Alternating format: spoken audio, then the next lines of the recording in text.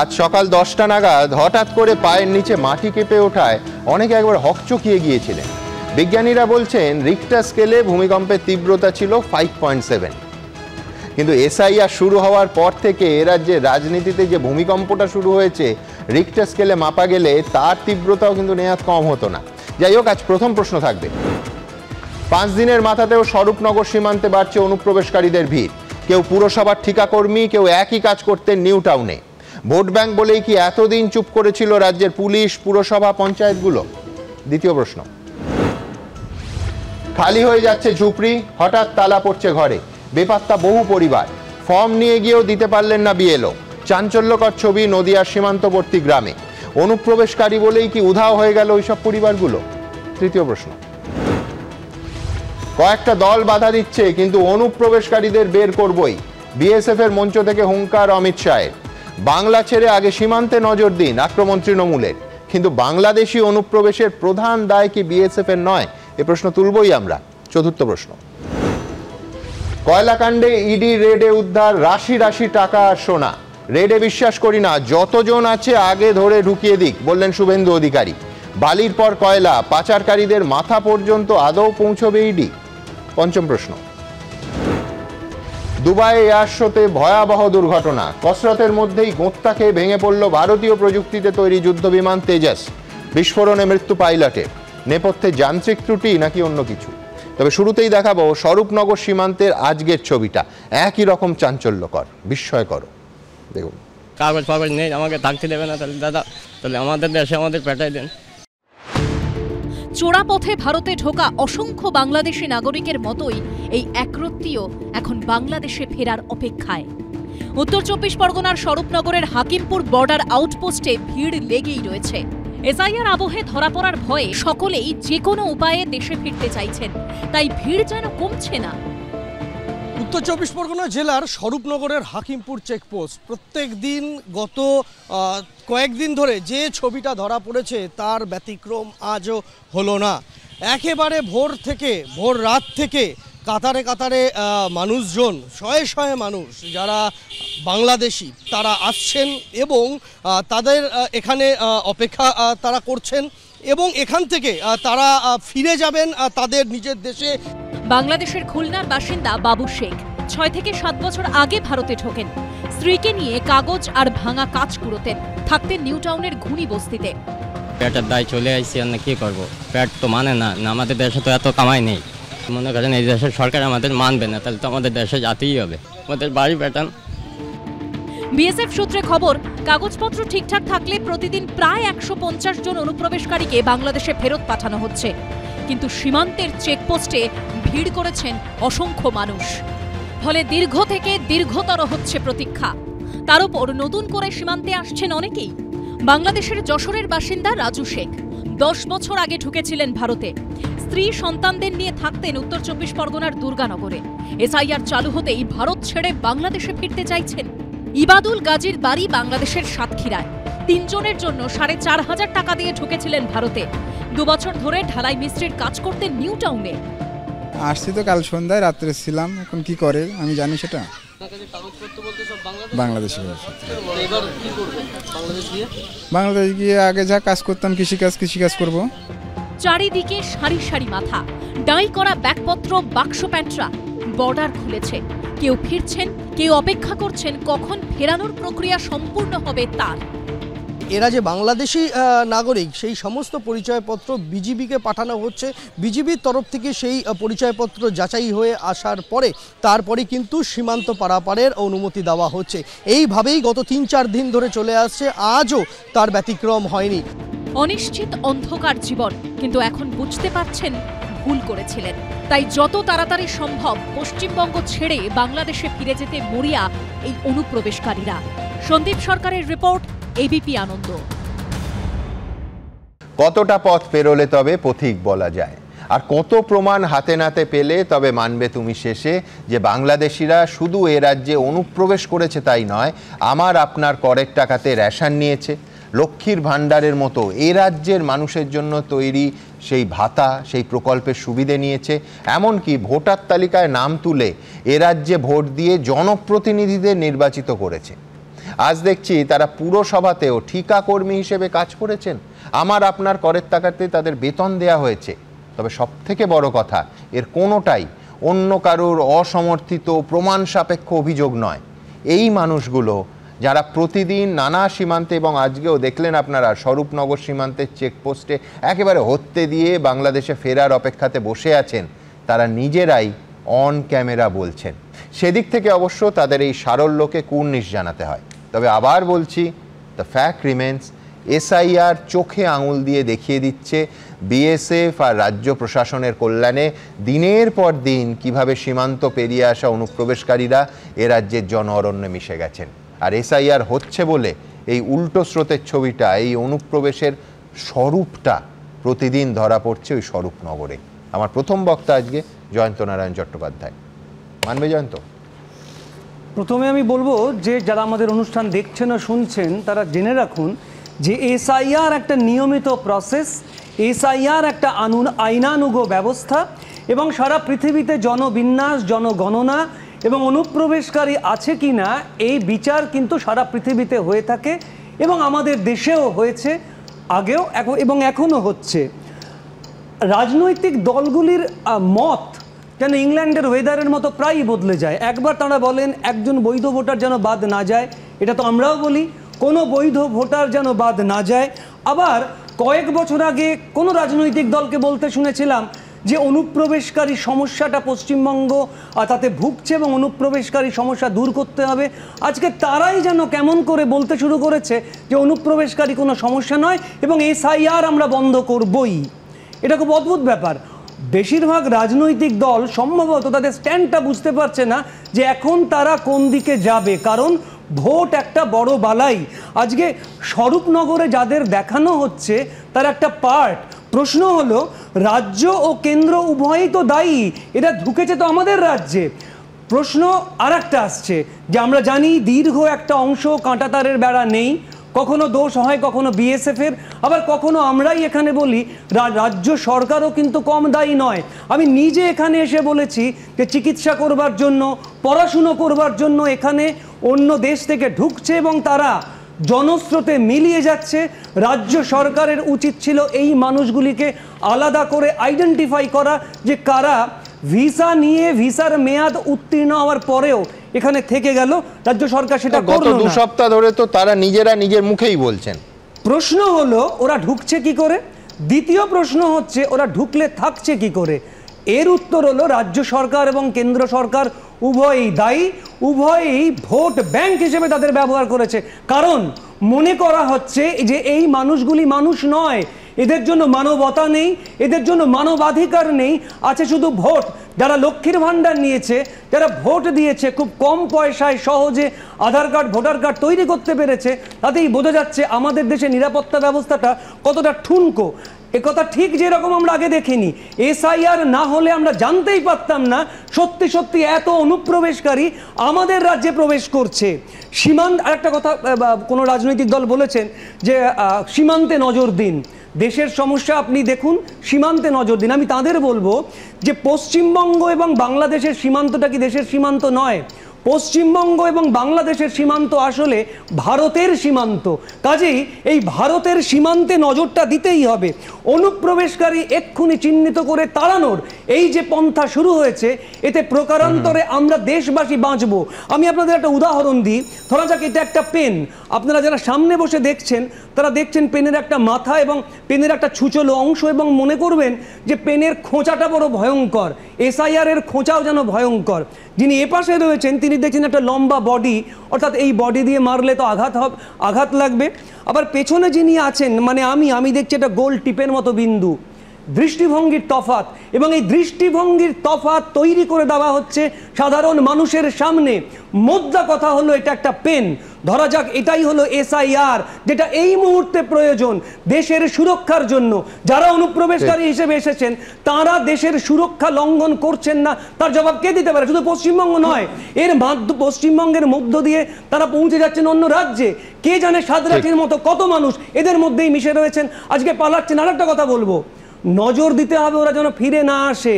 যারা আজকে পালাচ্ছে, আর চোখ যদি বন্ধ হয়ে যায় প্রশাসনের, কেন্দ্র এবং রাজ্য উভয়কেই বলছি, যারা রাজনীতি করছেন তাদের সবাইকে বলছি, যেন এরা ফিরে না আসতে পারে। ভোট হলো, এসআইআর শেষ, সব থিতিয়ে গেল, আবার এরা ফিরে এলো, এটা যেন না হয়, এটাও দেখতে হবে। সীমান্তে নজর তো দিতেই হবে, তার কারণ এই সীমান্তে নজর না দিলে সাঁতরাডিরা আসবে, আর পেহেলগাঁও সীমান্তে ওখান থেকে মারাত্মক জঙ্গিরা অস্ত্র হাটেও চলে আসতে পারে, কোনো সন্দেহ নেই সেটা নিয়ে। কিন্তু যেটা নিয়ে প্রশ্ন আছে ফিরে আসা, এত সহজে মাত্র 5 থেকে 8 হাজার টাকা দালালকে দিয়ে সীমান্ত পারাপার করে যারা ওদিক থেকে ও দেশ থেকে এ দেশে এসে পড়েছেন, তারা আবার পরশুদিন, আজকে ফিরে গিয়ে পরশুদিন ফিরে আসবেন না তো? এই প্রশ্ন, এই সম্ভাবনাও কিন্তু অবশ্যই থাকছে।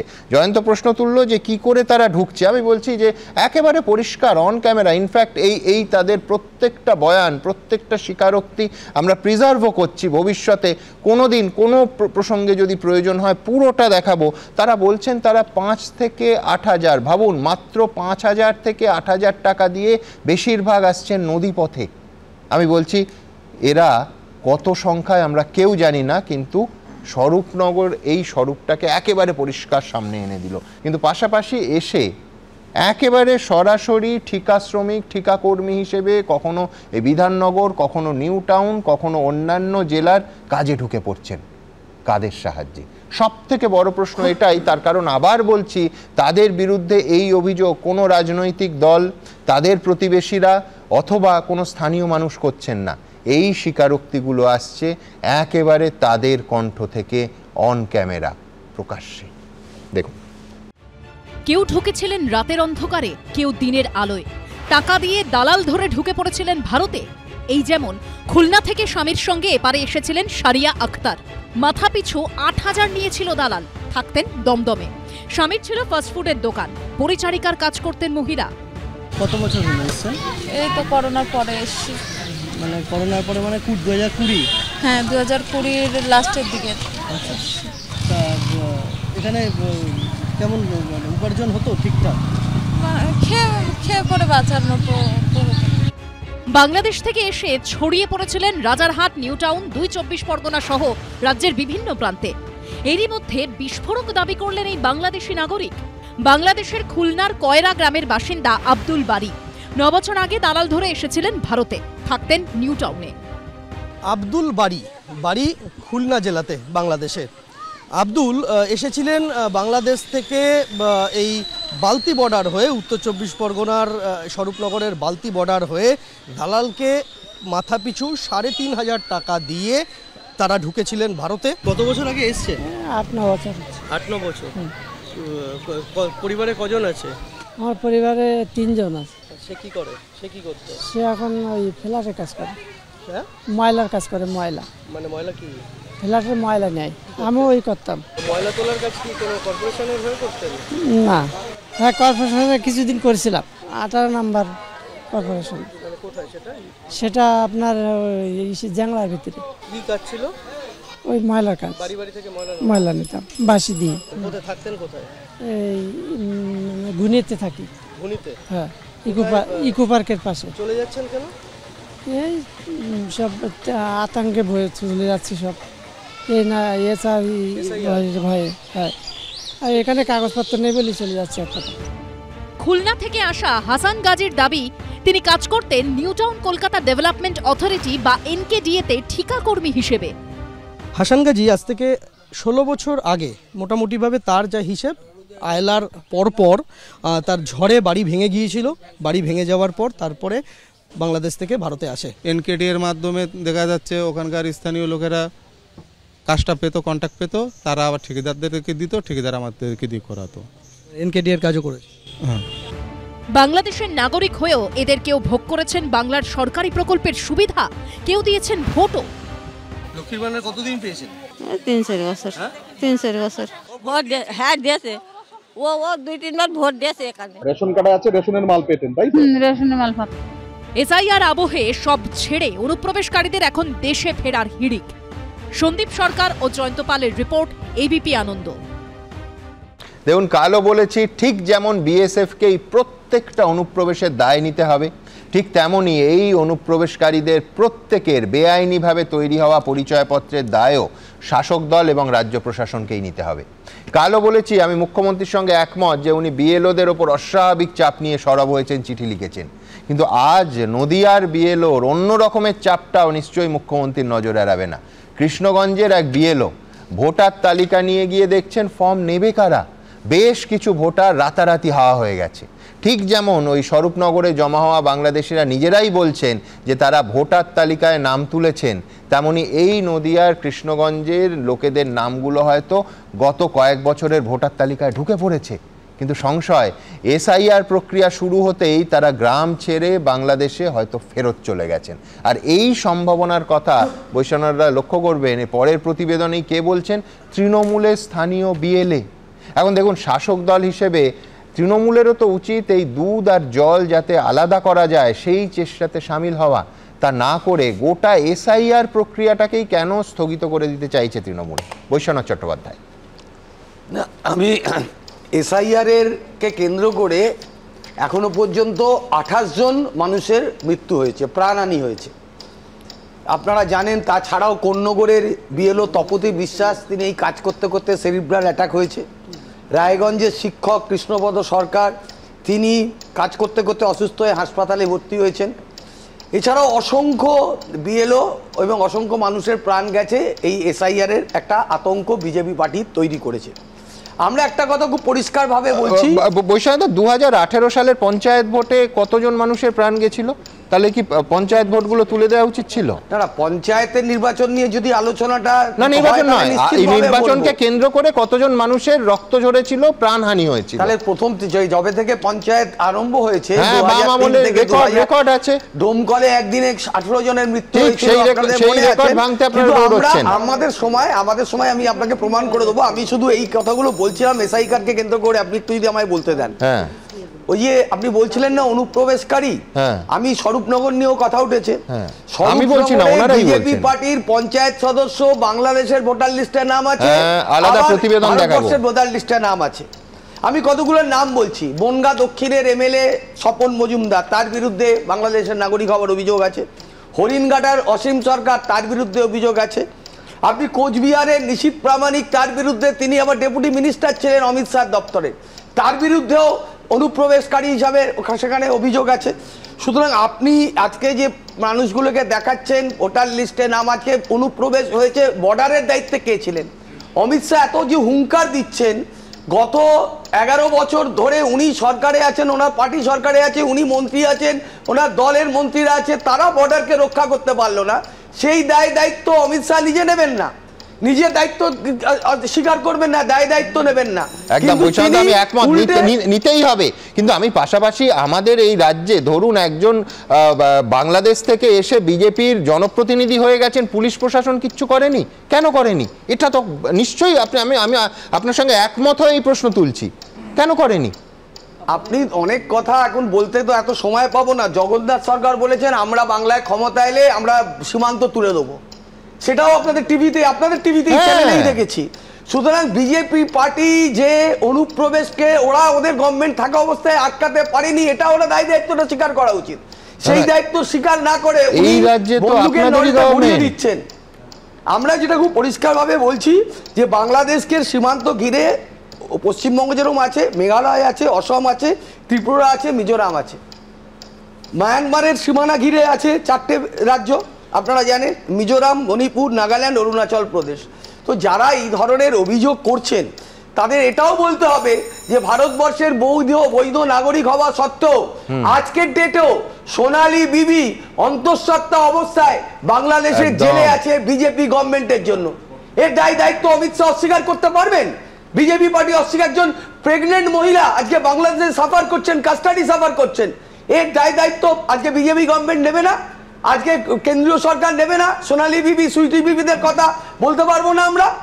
এই যে ফরেনার্স অ্যাক্ট দিয়ে তাকে পুশব্যাক করে জেলে বাংলাদেশে হাইকোর্ট বলেছে সে বৈধ নাগরিক, তা সত্ত্বেও আজকে এতদিন হয়ে গেছে তাকে ওইখান থেকে ফিরিয়ে আনা হয়নি।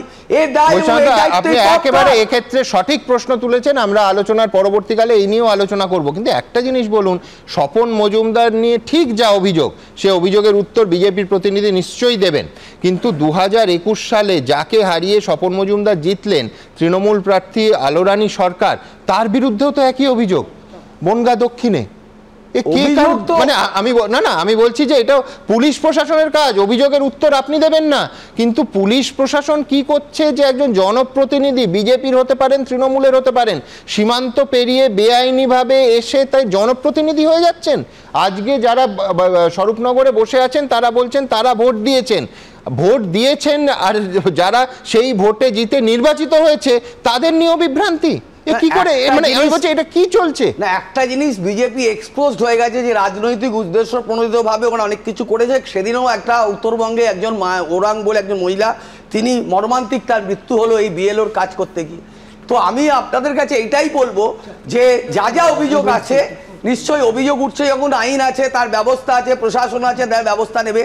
পুরো দায়িত্বটা কেন্দ্রীয় সরকার নিজেদের ঘাট থেকে সরিয়ে রাজ্যের ওপরে, পশ্চিমবাংলার বাঙালিদের ওপর দিয়ে দিচ্ছে, এই বাংলার সরকারের উপর দিচ্ছে, এটা কিন্তু মানবার মতো কথা নয়। আমি বারবার এই প্রশ্নের উত্তর খুঁজবো যে দায় কার, কিন্তু আমি বলছি অভিযোগ উঠছে তো বুঝলাম, কিন্তু অভিযোগটা ওঠা স্তরে এলো কি করে? কিভাবে একজন বাইরে থেকে আসা বিদেশি নাগরিক 5,000 বা 8,000 টাকা দিয়ে রাতের অন্ধকারে দালালের মারফত সীমানা পার হয়ে এসে আমাদের এখানকার ভোটার হয়ে যান? আমি জনপ্রতিনিধির কথাটা কয়েক সেকেন্ডের জন্য সরিয়ে রাখছি। তিনি আমাদের রাজ্যের মানুষের জন্য মমতা বন্দ্যোপাধ্যায়ের করা প্রকল্পের সুবিধে পান, এখানে ভোট দিয়ে আমাদের রাজ্যের এবং আমাদের দেশের জনপ্রতিনিধিদের নির্বাচিত করেন, এবং সরকারি সংস্থায় ঠিকা শ্রমিক হিসেবে আমার আপনার করের টাকায় তাদের বেতন হয়। এ বিস্ময়কর। আমি বলছি এর দায়কার, এই প্রশ্ন খুঁজবো।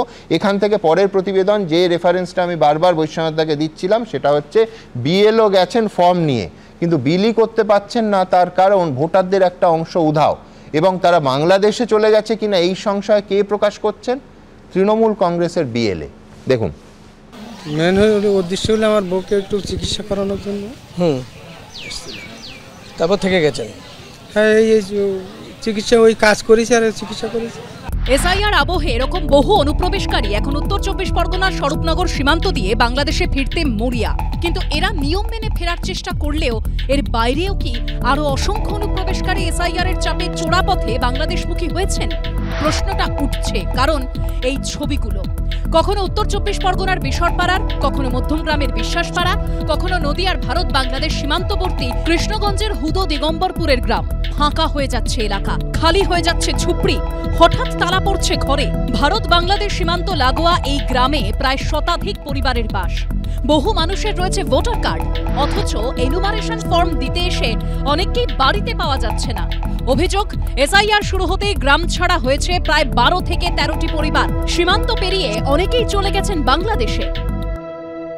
যদি চলে যায় তো ভালো, এটা আমি জানি না যে কে কে চলে গেছে না জানি, কিন্তু যদি না ফর্ম না নেয় তা আমি এতে খুশি। গ্রামবাসীদের একাংশের বাংলাদেশ চলে যাওয়ার কথা স্বীকার করেছেন তৃণমূলের স্থানীয় বুথ লেভেল এজেন্টও। তাবজেল মণ্ডল, পিতা জলিল মণ্ডল, তারপরে ওখানে আছে মুকুর আলী মণ্ডল, তার একটা মেয়ে আছে, বিয়ে হয়ে গেছে বাংলাদেশে, সে চলে গিয়েছে। ওখানে বজলুর রহমান, পিতা নজরুল মণ্ডল, এর ছেলেও বাংলাদেশে অলরেডি শিফটিং হয়ে গিয়েছে। শুনেছি বিএলওর কাছে শুনেছি, সে ফর্মগুলো ফেরত দেওয়া হচ্ছে। ভারত বাংলাদেশ সীমান্তবর্তী এই গ্রামের মাঝখান দিয়ে সরু একটা খাল। সীমান্তের এই এলাকায় বেশ খানিকটা জায়গা জুড়ে কাঁটাতারের বেড়া নেই। অভিযোগ, সেই পথ দিয়ে চলে পারাপার।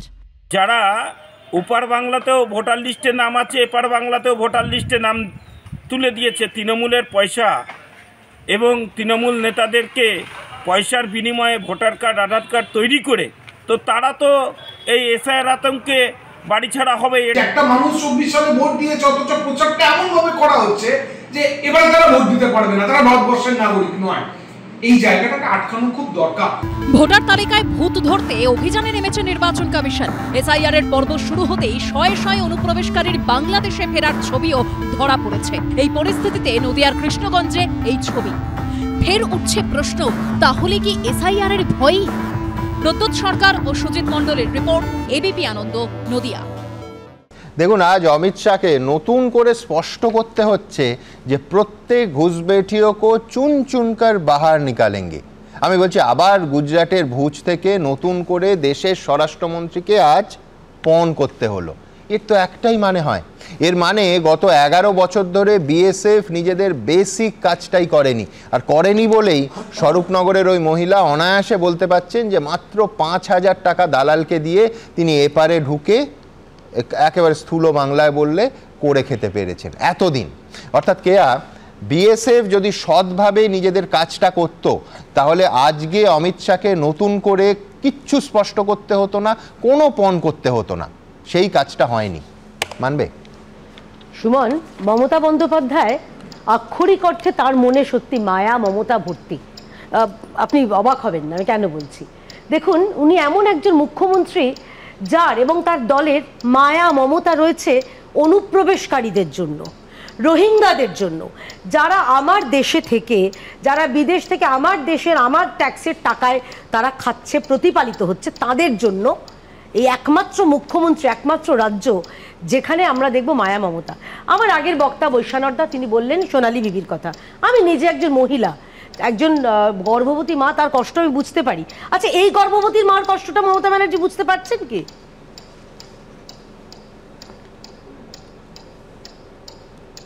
কি করব, উপায় নেই, চাকরিতে না হলে মরে যাব। সুমন, ইনি একটা গর্ভবতী মা। উনি তো খুব মানবিক, আমাদের কথা যদি চিন্তা করেন।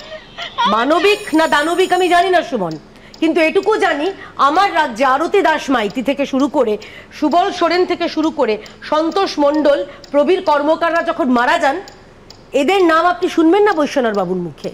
কারণ এরা হচ্ছেন তৃণমূলের দুর্নীতির শিকার। এরা হচ্ছেন সেই যোগ্য শিক্ষক যাদের কলমের একটা খোঁচায় তৃণমূলের অনিচ্ছার কারণে তারা দুর্নীতিকে প্রশ্রয় দিয়েছে বলে তাদের চাকরি চলে গেছে এবং এদের মৃত্যু হয়েছে। যদি এই যে বিএলও যারা মারা গেছেন, মৃত্যু অত্যন্ত দুর্ভাগ্যজনক, তাহলে এদের মৃত্যুর জন্য দায়ী কে? মমতা বন্দ্যোপাধ্যায় এক এবং একমাত্র।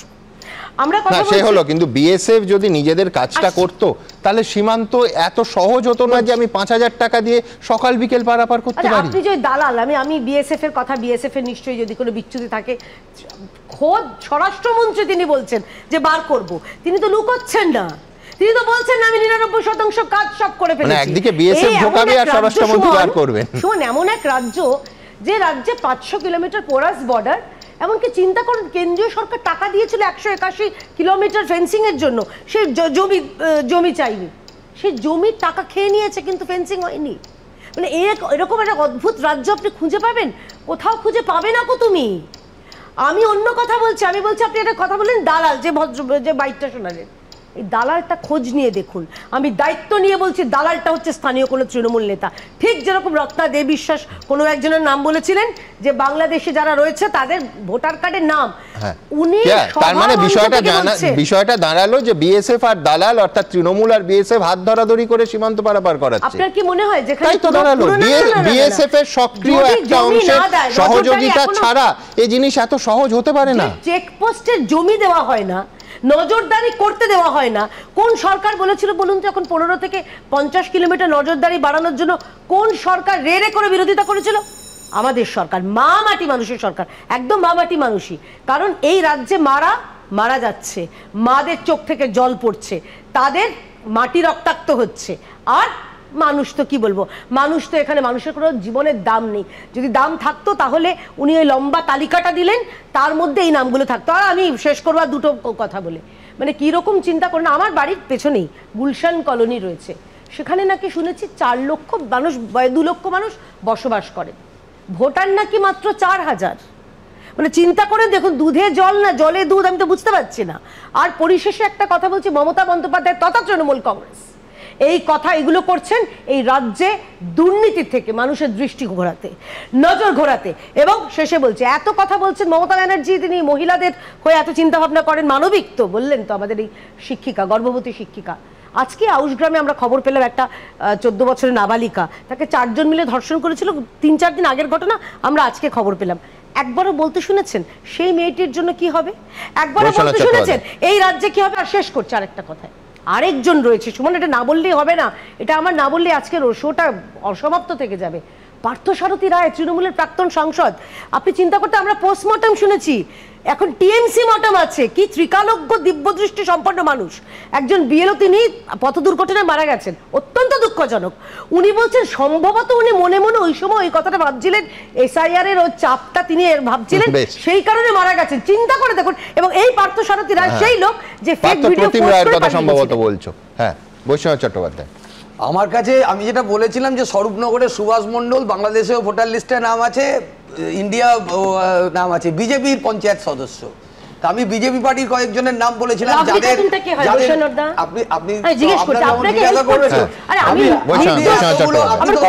পশ্চিমবাংলার ঘটনা বলছেন, এখানে পুলিশ অ্যারেস্ট করছে, কাস্টাডি হচ্ছে, সায়া হচ্ছে, ফাঁসি হচ্ছে, লাইভ কনফারেন্স হচ্ছে। আপনি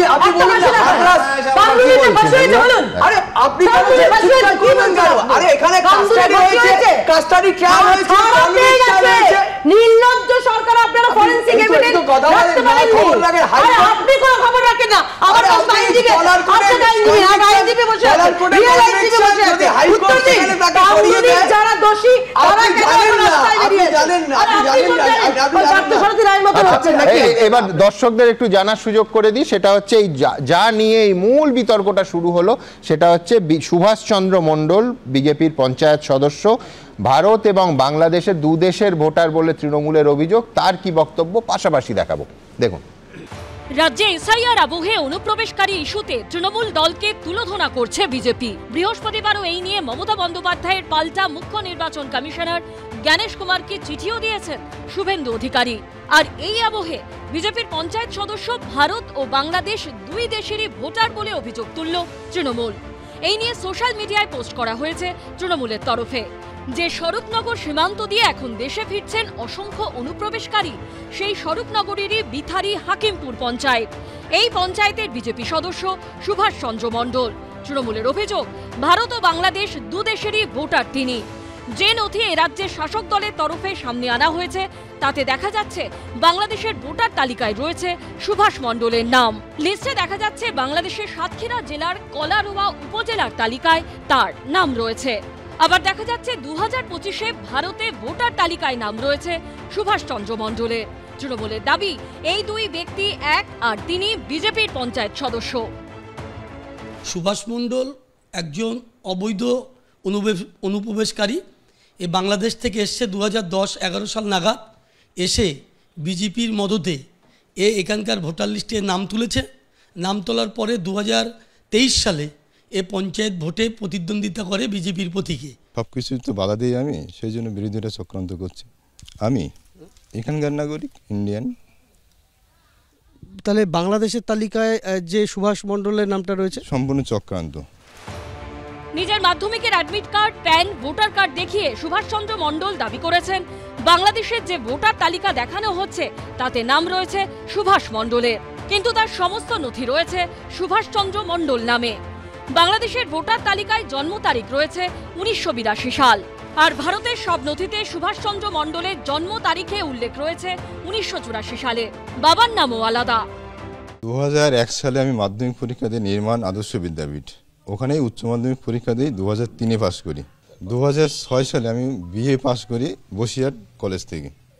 7-এ ভর্তি হই রবীন্দ্র ভারতী ইউনিভার্সিটি হিস্ট্রি নিয়ে। তারপরে ডাক্তারি করেছি গোবরডাঙ্গা থেকে, ডাক্তারি পড়েছি গোবরডাঙ্গা হোমিওপ্যাথি এলাপতি, এমবিবিএস না, লোকাল ডাক্তার, হাতুড়ি ডাক্তার। বলতে পারছি না যে উনি কিভাবে দুই দেশেই নাগরিকত্ব বহন করে চলেছেন আর কি। এখানে তো প্রমাণ দেখাচ্ছে, সেই লিস্টটাও আছে এখানে, সেই লিস্ট অনুসারে দেখা যাচ্ছে যে ওনার সাতক্ষীরা এবং তার আত্মীয় স্বজনরাই এই লিস্টটা দিয়েছে। বিজেপির পঞ্চায়েত সদস্যের সদস্যপদ খারিজের দাবি তুলেছে তৃণমূল। সন্দীপ সরকার ও শিবাশিস মৌলিকের রিপোর্ট, এবিপি আনন্দ। আমি বলছি বৈষ্ণবদা, এ তো যদি আপনাদের অভিযোগ, আমি তর্কের খাতিরে ধরে নিচ্ছি আপনাদের অভিযোগ সত্যি, তো পুলিশ প্রশাসনের তো হস্তক্ষেপ করা উচিত। নিশ্চিতভাবে করবে, এটা তো দলের অভিযোগের বিষয় না। এটা দেখুন, বিজেপি আপনারা বলছেন 2010 সালে উনি ঢুকেছেন, উনি বলছেন যে 2001 সালে উনি এখানে মাধ্যমিক দিয়েছেন। আমি তো সেটাই তো তদন্তে দেখা যাবে, উনি কোনটা সত্যি কোনটা জল কোনটা দুধ সেটা তো দেখা যাবে। তদন্ত করবে, পুলিশ করবে। বিজেপি দল যে এত সাধু সাজছিল অনুপ্রবেশ নিয়ে, ওদের নিজেদের পার্টির লোকেরাই হলো অনুপ্রবেশকে মদত করেছে। আজকে দেখুন, প্রথম কথা হচ্ছে ব্যাপারটাকে তো একটু গুলিয়ে দেওয়ার চেষ্টা করছে। নামগুলো কি বলা হলো, আমি অভিযোগ বলছি, উনাদের অভিযোগ: স্বপন মজুমদার, নিশীথ প্রামাণিক, অসীম সরকার এবং সুভাষ মণ্ডল। শরণার্থী এবং অনুপ্রবেশকারীর মধ্যে তফাৎ 1951 সাল থেকে সর্দার প্যাটেলের টাইম থেকে বলা হয়েছে। যদি এনারা থেকেও থাকেন না, এই তো 10 বছরের এদিক ওদিক দেখা যাচ্ছে। উনি তো এটা স্বীকার করছেন না।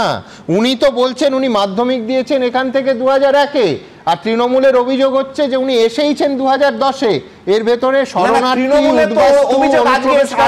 কোনো পরিভাষা কোনো সংজ্ঞার ব্যাপারই নয়। তৃণমূলের অনেকেরই অভিযোগ আজকে ভূমিকম্পের যে এসআইআর হয়েছে, এসআইআর এর জন্য আজকে ভূমিকম্প হয়ে গেছে, যে এত লোক চলে যাচ্ছে বাংলায় পূর্ববঙ্গে, ওই জন্য হরতাল লেগে যাচ্ছে পুরো একদম, ওই জন্য হয়ে গেছে যে বাংলাদেশ আছে আর কিনা পাচ্ছে না। আপনাদের তো বক্তব্য এই যুক্তি, এটা হলো যুক্তি, আর এটা আপনাদের যুক্তি। আমার বক্তব্য দলীয় স্তরে অভিযোগ যা উঠছে একেবারে পুলিশের তদন্ত করা উচিত, দুধ কা দুধ পানি কা পানি হয়ে যাবে।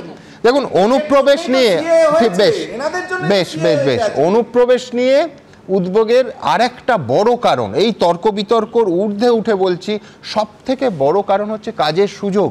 যেখানে কাজের সন্ধানে এই রাজ্যের বাসিন্দাদের বাড়ি ঘর, মা বাবা সবাইকে ছেড়ে যেতে হচ্ছে, পরিবারের স্ত্রী পুত্র কন্যা সবাইকে ছেড়ে বাইরে যেতে হয়।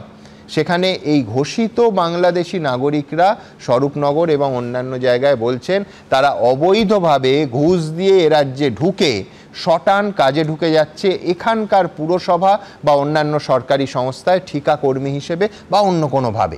এবং এই বিদেশি নাগরিকদের বেতন হচ্ছে আমার আপনার করের টাকায়।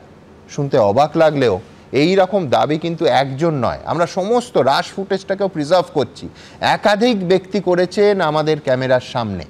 যেমন খুলনা জেলার বাসিন্দা, খানিকক্ষণ আগে দেখলেন আব্দুল বাড়ি, 9 বছর আগে দালাল ধরে ভারতবর্ষে এসেছিলেন, নিউ টাউনে থাকতেন। আব্দুল বাড়ি আজকে দাবি করছেন যে তিনি এবং তার পুত্র সাফাই কর্মী হিসেবে কাজ করতেন বিধাননগর পুরসভায়। খুলনা থেকে আসা আরেকজন আমি দেখছিলাম হাসান গাজী, তিনি দাবি করছেন যে তিনি আবার কাজ করতেন new town Kolkata development authority বা এনকেডিএর ঠিকাকর্মী হিসেবে। এখন এই স্বীকারোক্তিগুলি যদি সত্যি হয় তাহলে এটা কি চূড়ান্ত ক্ষতির উদাহরণ নয়? এ তো সরাসরি ভারতীয়দের কাজ কেড়ে নেয়া। অবৈধ বাংলাদেশিরা না ঢুকলে একটা যোগ্য ভারতীয় ছেলে, একজন যোগ্য পশ্চিমবঙ্গবাসী নিশ্চয়ই এই চাকরিটা পেত। আমার মনে হয় সব থেকে বড় প্রশ্ন এই জায়গাটায়। বিশ্বনাথ চক্রবর্তী কি বলে? ভোটের রাজনীতির জন্য বাঙালিরা বারবার বঞ্চিত হচ্ছে, শিল্প থেকে বঞ্চিত হয়েছে ভোটের রাজনীতির জন্য, মানে সিঙ্গুর থেকে কারখানা গেছে ভোটের রাজনীতির জন্য। আবার ভোটের রাজনীতির জন্য বামেরা কলকারখানা বন্ধ করে রাজনীতি করেছে, তার বামেদের সুফল হয়েছে, কিন্তু পশ্চিমবাংলা কলকারখানা বন্ধ হয়েছে। ভোটের রাজনীতির জন্য অনুপ্রবেশকারীরা এসছেন, মমতা বন্দ্যোপাধ্যায় বিরোধী থাকাকালীন এসছেন, আবার এখন শাসক হয়েও এসছেন, মমতা বন্দ্যোপাধ্যায়কে জয়ী করছেন, জয় মমতা বন্দ্যোপাধ্যায়ের জয়। ফলে ভোটের রাজনীতিটা কিন্তু পশ্চিমবাংলাটাকে ছাড়খাড় করছে। আমি আপনাকে বলছি, ভোটের রাজনীতি পশ্চিমবাংলাটাকে মানে কয়েক দশক পিছিয়ে দিচ্ছে। কিন্তু তারপরেও আমাদের রাজনৈতিক নেতারা কিন্তু কোনো জায়গা থেকে শিক্ষা নেবার চেষ্টা তো দূরের কথা, ওই জায়গার মধ্যেই তারা আবর্তিত হচ্ছেন। স্বরূপনগর পরিষ্কার করে দেখিয়ে দিচ্ছে যে কিভাবে অনুপ্রবেশের স্বরূপটা ঘটেছে, কিভাবে দিনের পর দিন এ রাজ্যে এসেছে বাংলাদেশের ওপার থেকে, এবং একদিকে বিএসএফের সাহায্য, স্থানীয় পুলিশ প্রশাসনের সাহায্য, আর নেতাদের মাধ্যমে বিভিন্ন ধরনের কাগজপত্র তৈরি করা, আধার থেকে শুরু করে ভোটার থেকে শুরু করে সর্বত্র কেউ 2-3বার করে ভোট দিয়েছেন, আমাদের সরকার নির্বাচনে অংশ নিয়েছেন বিদেশি হয়েও, এবং আমাদের সমস্ত ধরনের সম্পদগুলোকে তারা আত্মসাৎ করেছেন। চাকরিতে তাদের অধিক উপস্থিতির ফলে কি হয়েছে, মানে চাকরির যোগান বেশি হয়েছে, মানে কর্মপ্রার্থী বেশি হয়েছে, ফলে নর্মালি শ্রমের মূল্য যে পশ্চিমবাংলায় কম, তার একটা বড় কারণ হলো বিপুল সংখ্যক অনুপ্রবেশকারী আসার ফলে কাজ কাজ যতটুকু তার থেকে মানে মানে শ্রমের যোগান বেশি, হ্যাঁ ডিমান্ড মানে থেকে সাপ্লাই বেশি, মানে শ্রমিকের সাপ্লাই বেশি, তার ফলে মজুরির হার কমেছে। পশ্চিমবাংলার ছেলেপেলে কম মজুরিতে কাজ ভয়ে বাড়ি ছাড়া হয়েছে, সমস্ত গুজরাটে বা বিভিন্ন রাজ্যে গেছে। সুমনদা, আপনাকে পরিষ্কার বলতে চাই যে এই যে স্বরূপনগরে দিনের পর দিন যে পরিস্থিতিটা তৈরি হয়েছে, লক্ষ্মীর ভান্ডার থেকে শুরু করে সরকারের বিভিন্ন প্রকল্পগুলোকে আত্মসাৎ করেছে, আর তৃণমূল কংগ্রেস দুহাত তুলে বলেছেন যে কোথায় বাংলাদেশের আর্থিক অবস্থা এখন ভালো, আমাদের এখানে কেন অনুপ্রবেশ ঘটবে? উল্টোটা কিন্তু ছবি আজকে এসআইআর মাধ্যমে দেখতে পাচ্ছি। বারবার যখন আমরা এই প্রশ্নগুলো অনুপ্রবেশ নিয়ে প্রশ্ন উঠছে, বাম এবং তৃণমূল থেকে বলা হয়েছে এখন হাসিনা শাসনকালে বাংলাদেশের অর্থনীতি অনেক উন্নতি হয়ে গেছে, ফলে এখন আর অনুপ্রবেশ পশ্চিমবাংলায় হয় না, উল্টো অনুপ্রবেশ হয় নাকি? ফলে দিনের পর মিথ্যে কথা বলে শুধু ভোট ব্যাংক তৈরি করেছে। সুমনদা, এই স্বরূপনগরে আপনি আমায় বলুন, মমতা বন্দ্যোপাধ্যায় রাজনৈতিক কর্মসূচি নিয়েছেন, আমি রাজনীতি চর্চাকারী, মমতা বন্দ্যোপাধ্যায় কি বার্তা দিতে চাইছেন, কাকে বার্তা দিতে চাইছেন? যে স্বরূপনগরে মানে এতগুলো অবৈধ মানুষ ধরা পড়েছেন, এত অনুপ্রবেশকারী ধরা পড়ছেন, এই অনুপ্রবেশকারীদেরকে তিনি বার্তা দেওয়ার জন্য কি মিছিল করতে যাচ্ছেন? তিনি স্বরূপনগরটা বাসলেন কেন? পলিটিক্যালি বুঝতে হবে কেন তিনি স্বরূপনগরটা বাসলেন। তিনি তো অন্য জায়গাতেও মিছিল করতে পারতেন। বাসলেন এই কারণেই যে তিনি যে ভোট ব্যাংকটাকে এতদিন ধরে লালন পালন করেছেন, সেই ভোট ব্যাংকে সরে যাচ্ছে না তো, ফলে তাদেরকে ঐক্যবদ্ধ করবার জন্য স্বরূপনগরে গিয়ে তিনি একটা মিছিল করতে চাইছেন, যাতে করে এই সংখ্যালঘু মাইনরিটিদের বার্তা দেওয়া যায়। স্বরূপনগর সেই কনস্টিটিউয়েন্সি যেখানে 45% সংখ্যালঘু মুসলিম সম্প্রদায়ের বাস, ফলে সরাসরি তাদেরকে বার্তা দেওয়ার জন্য মমতা বন্দ্যোপাধ্যায় সেখানে যাচ্ছেন। আমি বলছি এতে কি হবে জানেন তো, যেই না স্বরূপনগরে মমতা বন্দ্যোপাধ্যায় মিছিল করবে, শুভেন্দু অধিকারী পরের দিন নেমে যাবে। শুভেন্দু অধিকারী পরের দিন নেমে গিয়ে বলবে যে মমতা বন্দ্যোপাধ্যায় যে ন্যারেটিভটা তৈরি করে আসবে, তার কাউন্টার হিসাবে হিন্দু ভোটের পোলারাইজেশনের একটা ন্যারেটিভ শুভেন্দু অধিকারী তার মতন করে করবে। ফলে এই যে রাজনীতিটা ক্রমশ হিন্দু মুসলমানের জায়গা থেকে ক্রমশ বিভক্ত হচ্ছে, মূল যে ইস্যুটা অনুপ্রবেশটা কিন্তু হারিয়ে যাবে। আপনি দেখবেন বিষয়টা কিন্তু আমি বলছি মমতা বন্দ্যোপাধ্যায় স্বরূপনগরে যাচ্ছেন, আমি তো জানি বনগাঁয়ে যাচ্ছেন, বনগা থেকে স্বরূপনগর অনেকটা প্রায় 50 কিলোমিটার। আলটিমেটলি কোথায়, মানে বনগাঁ সাব ডিভিশনের মধ্যেই তো স্বরূপনগরটা পড়ে, আমি যদি ভুল না করি। তাহলে আলটিমেটলি স্বরূপনগরের যে ছবিটা উঠে এসছে সেইটাকেই তো তিনি অ্যাড্রেস করতে চাইছেন, মানে তার বাইরে তো কিছু না। আর একইভাবে আপনি সকাল থেকে লক্ষ্য করছিলাম যে স্বরাষ্ট্রমন্ত্রী অমিত শাহ তিনি হঠাৎ করে জাগৃত হলেন, তিনি হঠাৎ করে আবিষ্কার করলেন যে ভাই প্রত্যেকটা অনুপ্রবেশকারীকে বের করতে হবে, এবং যারা বিরোধিতা করছে তাদেরকে কেন বিরোধিতা করছে প্রশ্ন হচ্ছে আপনি স্বরাষ্ট্রমন্ত্রী, আপনি দায়বদ্ধ কেন হবেন না? আর আপনি মানে আজকে কিয়ারা বারবার বলছে যে জমি দেয়নি নাকি। ভারতবর্ষের সংবিধান, সুমনদা বলছে, আমি দায়িত্ব নিয়ে বলছি, সংবিধান বলছে ন্যাশনাল ইন্টারেস্টে জাতীয় নিরাপত্তার প্রশ্নের যদি কেন্দ্রীয় সরকার মনে করে তাহলে পার্লামেন্টে 249 নম্বর ধারা অনুসারে আইন তৈরি করতে পারত। কেন্দ্রীয় সরকার যদি মনে করতো যে মমতা বন্দ্যোপাধ্যায়কে চটিও আমি আইন তৈরি করব জাতীয় স্বার্থকে রক্ষা করবার জন্য, যদি কেন্দ্রীয় সরকার মনে করতো যে আমি বিএসএফ এ কাঁটাতারের বেড়া দেওয়ার জন্য আমি সেটা নিশ্চিত করবার জন্য জমি অধিগ্রহণ করব, সেই রকম সংস্থান সংবিধান ভারতের কেন্দ্রীয় সরকারকে দিয়েছে, কিন্তু কেন্দ্রীয় সরকার সেটা করেনি, কারণ তার পলিটিক্যাল একটা ইকুয়েশনও তো বারবার কাজ করেছে, যেটা কখনো কখনো উঠে আসছে আমাদের আলোচনায়। না ঠিকই আছে, বিশ্বনাথ দা ব্যালেন্স করেই বলেন, দেখো দাড়িপাল্লার মাপকাঠিটা একবার বাম ডান সব পক্ষ রেখেই বলেন, সে ঠিক আছে। আমার বক্তব্য হচ্ছে, প্রথম কথা হচ্ছে অমিত শাহ হঠাৎ করে জেগে উঠেছেন তা নয়, উনি বারে বারে প্রতিটা সময় বলেছেন অনুপ্রবেশ একটা মেজর ইস্যু আমাদের পশ্চিমবঙ্গ, তথা আমি বলছি আমি ভোটে ইস্যু করেছেন, কিন্তু আমি বলছি উনি তো মূল কথাটা বলবেন বিএসএফ কে, যে একটা মাছিও যেন গলতে না পারে। নিশ্চয়ই তাই, কিন্তু আপনি তো জানেন, মানে এটা না আমরা দীর্ঘবার আলোচনা করেছি, প্রায় 500 কিলোমিটার ফরেস্ট বর্ডার, জল, সেখান থেকে কিভাবে গরু পাচার হয়, গরুকে পুরো বেঁধে কলার ভেলা করে যেখানে পাঠানো হয়, সেরকম মানুষ আসতে পারে না বলে মনে হয়? নিশ্চয়ই আলবাগ পারে, এবং যেখানে প্যাকেজের ব্যবস্থা করা হয়েছে, যেখানে এলেই একটা প্যাকেজ, আধার কার্ড, ভুয়ো ভোটার কার্ড, রেশন কার্ড, কি চাই বলো, বদলে টাকা দিতে হবে। আমি বলছি যে ইসরায়েল যদি মানে পুরোটাকে নিজে সুরক্ষিত রাখতে পারে, মানে ওইরকম একটা পরিস্থিতিতে, তাহলে ভারত সরকার লৌহ সরকার বলে যে আমরা আয়রন গভর্নমেন্ট, তাহলে ভারত সরকার কেন পাচ্ছে না? আমার প্রশ্ন যে ভারত সরকার প্ল্যান কি আছে? তুমি আমায় বলো প্ল্যান কি আছে? তুমি আসলে কিন্তু প্ল্যান করতে পারোনি, পুরো জল আর জঙ্গল করে চালিয়ে গেছো তোমরা দিনের পর দিন। বলেছেন সুমন, মমতা বন্দ্যোপাধ্যায় ভাবছে অনুপ্রবেশকারীরা যাচ্ছে, সঙ্গে সঙ্গে তাদের ভোট এবং দুর্নীতির নোট চলে যাচ্ছে। ঠিক সেই কারণেই মানে একটা দেশ যেখানে দেশের মানুষের ঊর্ধ্বে, দলীয় স্বার্থের ঊর্ধ্বে দেশ, তৃণমূল সেটা ভাবে না। ফার্স্ট অফ অল কান্ট্রিজদের মধ্যে ব্রিটেন, ফ্রান্স, জার্মানিকে বলা হয়। ব্রিটেন একটা সম্পূর্ণ একটা দ্বীপ রাষ্ট্র। সেই ব্রিটেনের মধ্যে অনুপ্রবেশ পূর্ব এশিয়া, মধ্য এশিয়ার থেকে গুপ্ত রুটে যেটা হয় তার নাম হচ্ছে ডাঙ্কি রুট। নিশ্চয়ই বিশ্বনাথ দা জানেন। মোটামুটি তো এই ডাঙ্কি রুট যদি ফার্স্ট অফ অল কান্ট্রিজের মধ্যে ব্রিটেন, ফ্রান্স, জার্মানি না আটকাতে পারে তাহলে পরে আমি আটকাতে ব্যর্থ হচ্ছি এবং প্রত্যেকটা রাজ্যের ভোটের আগে আমি অনুপ্রবেশকে ইস্যু করছি। এর রাজনীতি আছে। উত্তর বিজেপির দুজন প্রতিনিধি আছে দিক যে ভারতবর্ষের সংবিধান কেন্দ্রকে কখনোই আটকায় না যদি ন্যাশনাল ইন্টারেস্টে বা ন্যাশনাল ইমার্জেন্সির কনটেক্সটে জমি অধিগ্রহণ করতে আইন, সেই অধিকার আছে। আমি দ্রুত একবার শুধু একটা জায়গায় আমি তথ্যগত বলে নেব, সেটা হচ্ছে বনগাঁ সাব ডিভিশনের মধ্যে নয়, স্বরূপনগর পরে হচ্ছে বসিরহাট সাব ডিভিশনের মধ্যে। আর দ্বিতীয় কথা, অমিত শাহ আজকে যেটা নিয়ে এতক্ষণ এই বিতর্কটা হচ্ছে ঠিক কি বলেছেন দেখাবো। পাশাপাশি ওই ঠাকুরনগরে মিছিল করবেন মুখ্যমন্ত্রী, একেবারে কর্মসূচি আজকে ঘোষিত হয়ে গেছে। পাশাপাশি অনুপ্রবেশ ইস্যু থেকে এসআইআর সমর্থন বিরোধিতা, তুঙ্গে রাজনীতি। কলকাতা থেকে দিল্লি ফুটছে সব পক্ষই।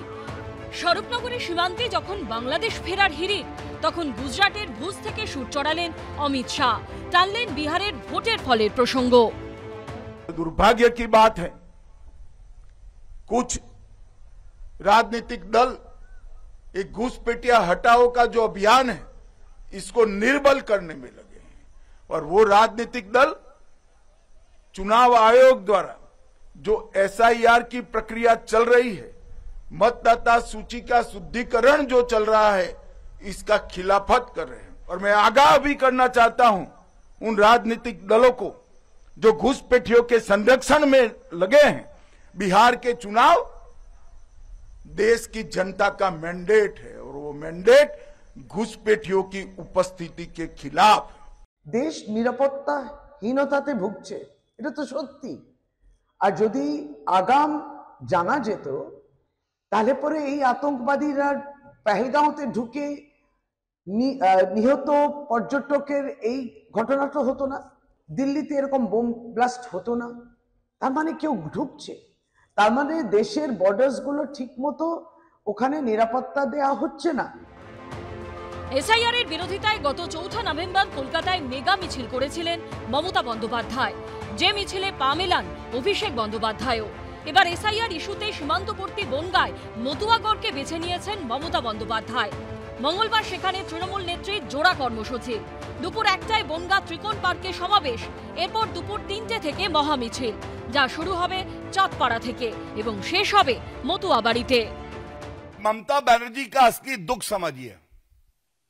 ममता बनर्जी जी को लगता है ये जो घुसपैठिए हैं, जो भारतीय नागरिक हैं, जिनको संविधान और रिप्रेजेंटेशन ऑफ पीपल्स एक्ट कोई अधिकार नहीं देता है कि वो वोट डाले, ममता बनर्जी उनके वोट के सहारे पश्चिम बंगाल का चुनाव जीतना चाहती है। কিছু হাওয়া গরম করা কথা। পশ্চিমবঙ্গ জঙ্গলরাজ নয়, দিল্লি বরং জঙ্গলরাজ বলা যায়। অমিত শাহের নাকের ডগার এসে সেখানে ব্লাস্ট হচ্ছে, লোক মারা যাচ্ছে, কাশ্মীর থেকে জঙ্গিরা চলে আসছে, কিচ্ছু করতে পারছে না। পশ্চিমবঙ্গ এরকম অবস্থা তৈরি হয়নি। এদিকে সোমবার এসআইআর ইস্যুতেই ভার্চুয়াল বৈঠক করবেন অভিষেক বন্দ্যোপাধ্যায়। সূত্রের খবর, সেই বৈঠকে উপস্থিত থাকবেন তৃণমূলের প্রায় 10,000 নেতা, কর্মী, জনপ্রতিনিধি। মমতা ব্যানার্জি সহযোগিতা করেছে বলেই নির্বাচন কমিশন এসআইআর এর কাজ তারা এতটা করতে পেরেছে। এসআইআর করতে কেউ এলে আমাদেরকে ভোট দিবি তো তাহলে এসআইআর করে দেব, কে বলছে? তৃণমূল। সব মিলিয়ে এসআইআর নিয়ে তেতে উঠেছে রাজনীতি। আশাবুল হোসেন, শিবাশিস মৌলিক ও রাজীব চৌধুরীর রিপোর্ট, এবিপি আনন্দ। দেখুন, আপনারা জানেন আমাদের Facebook, YouTube, x, Insta, thread এই সমস্ত জায়গায় আমরা একটা প্রশ্ন তুলি, আপনাদের মধ্যে কত শতাংশ মানুষ কি বলছেন দেখাই। আজকে দ্রুত কয়েকটা প্রশ্ন নিয়ে নেব এবং আপনারা কি বলছেন দেখাবো। বাংলাদেশি অনুপ্রবেশকারীদের ভারতে ঢোকার দায় কার? দায় বিএসএফ এর, কথা বলছেন 21% মানুষ। দায় পুলিশের, কথা বলছেন 17% মানুষ। পুলিশ এবং বিএসএফ দুপক্ষেরই দায়, এটা বলছেন 60% মানুষ।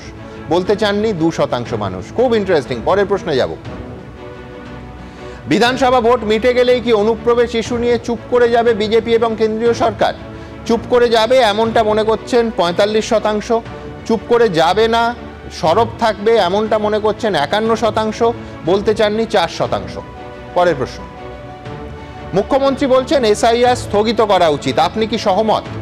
স্থগিত করা উচিত অর্থাৎ মুখ্যমন্ত্রীর সঙ্গে সহমত প্রকাশ করেছেন 9% মানুষ। 89% মানুষ মনে করছেন এসআইআর চালু রাখা উচিত, বলতে চাননি 2% মানুষ। পরের প্রশ্ন। সত্যি কি এসআইআর এর ভয়ে অনুপ্রবেশকারীরা বাংলাদেশে পালাচ্ছে? হ্যাঁ, এমনটাই হচ্ছে, এমনটা মনে করছেন 92% মানুষ। এমনটা হচ্ছে না এটা মনে করছেন 6% মানুষ, বলতে চাননি 2%। আপনাদের জানিয়ে রাখি এই পোলগুলো কিন্তু এখনো অন আছে, অর্থাৎ আপনারা চাইলে এখনো এই পোলগুলোতে অংশগ্রহণ করতে পারেন, আবার ভবিষ্যতে নিঃসন্দেহে তার রেজাল্ট দেখাবো। আমার পরের বক্তা শুভময় মৈত্র। অবশ্যই এসআইআর নিয়ে রাজনৈতিক তরজা চলছে। এই টানাপোড়েনে আজ ইস্যুগুলো এমনভাবে একটার পর একটা উঠছে, রাজনৈতিক দলগুলো তুলছে। আজ অ্যাডভান্টেজ তৃণমূল তো কাল অ্যাডভান্টেজ বিজেপি, কিন্তু রাজনৈতিক ডিভিডেন্ড শেষ পর্যন্ত কার ঘরে উঠবে জানি খুব কঠিন প্রশ্ন আজকের দিনে দাঁড়িয়ে বলা, কিন্তু এখন পরিস্থিতিটা ঠিক কতটা কিভাবে দেখছেন শুভময় মৈত্র? সুমনবাবু, এই যে ভোটগুলো নেওয়া হচ্ছে না, সেইখানে যে প্রশ্নটা করা হলো যে এই যে মানুষ ঢুকে পড়েছেন, এর পেছনে দায় কার? বিজেপির দায় না তৃণমূলের দায়, রাজ্য সরকার না কেন্দ্র সরকারের? ওই বাবার চোখের জল যখন ছোট্ট মেয়েটি মুছছে না, তখন একটা জিনিস কিন্তু বুঝতে হবে, এই দায় কিন্তু পেটের দায়। এবং এই যে বিশ্বজোড়া পরিযানের যে ইতিহাস, নিশ্চয়ই আমাদের দেশে আক্রমণ করেছেন, বিশেষ ধর্মের মানুষ আক্রমণ করেছেন, আমাদের দেশের যে পুরনো সভ্যতা সেই সভ্যতা ভেঙে গুঁড়িয়ে দিয়েছেন। এমন অনেক দেশে হয়েছে, তুর্কিতেও এই ধরনের বিভিন্ন ধরনের ঘটনা ঘটেছে। বিভিন্ন শক্তি যারা ধর্ম দ্বারা নিয়ন্ত্রিত, যারা ঔপনিবেশিকতাবাদ চায়, তারা আক্রমণ করেছে। কিন্তু এর বাইরেও হাজার হাজার নিম্নবিত্ত মানুষ এক জায়গার থেকে নতুন স্বপ্নের খোঁজে আরেক জায়গায় গেছেন।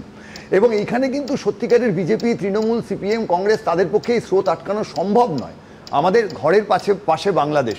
আজকে একটু আগে যে আলোচনাটা হচ্ছিল যে ইসরায়েল কিভাবে নিজের দেশটাকে ঘিরে রেখেছে, ইসরায়েলকে কি মূল্য দিতে হচ্ছে দেখেছেন? কত মানুষ, তাদেরও হামাস গিয়ে তাদের কত মানুষকে মারছে, আর তারপরের মূল্যটা যখন ইসরায়েল গিয়ে এত মানুষকে মারছে প্যালেস্তাইনের। অর্থাৎ ভারত বাংলাদেশ সীমান্তে যাই ঘটুক না কেন, অন্তত আমি কোনো ইসরায়েল প্যালেস্তাইন চাই না।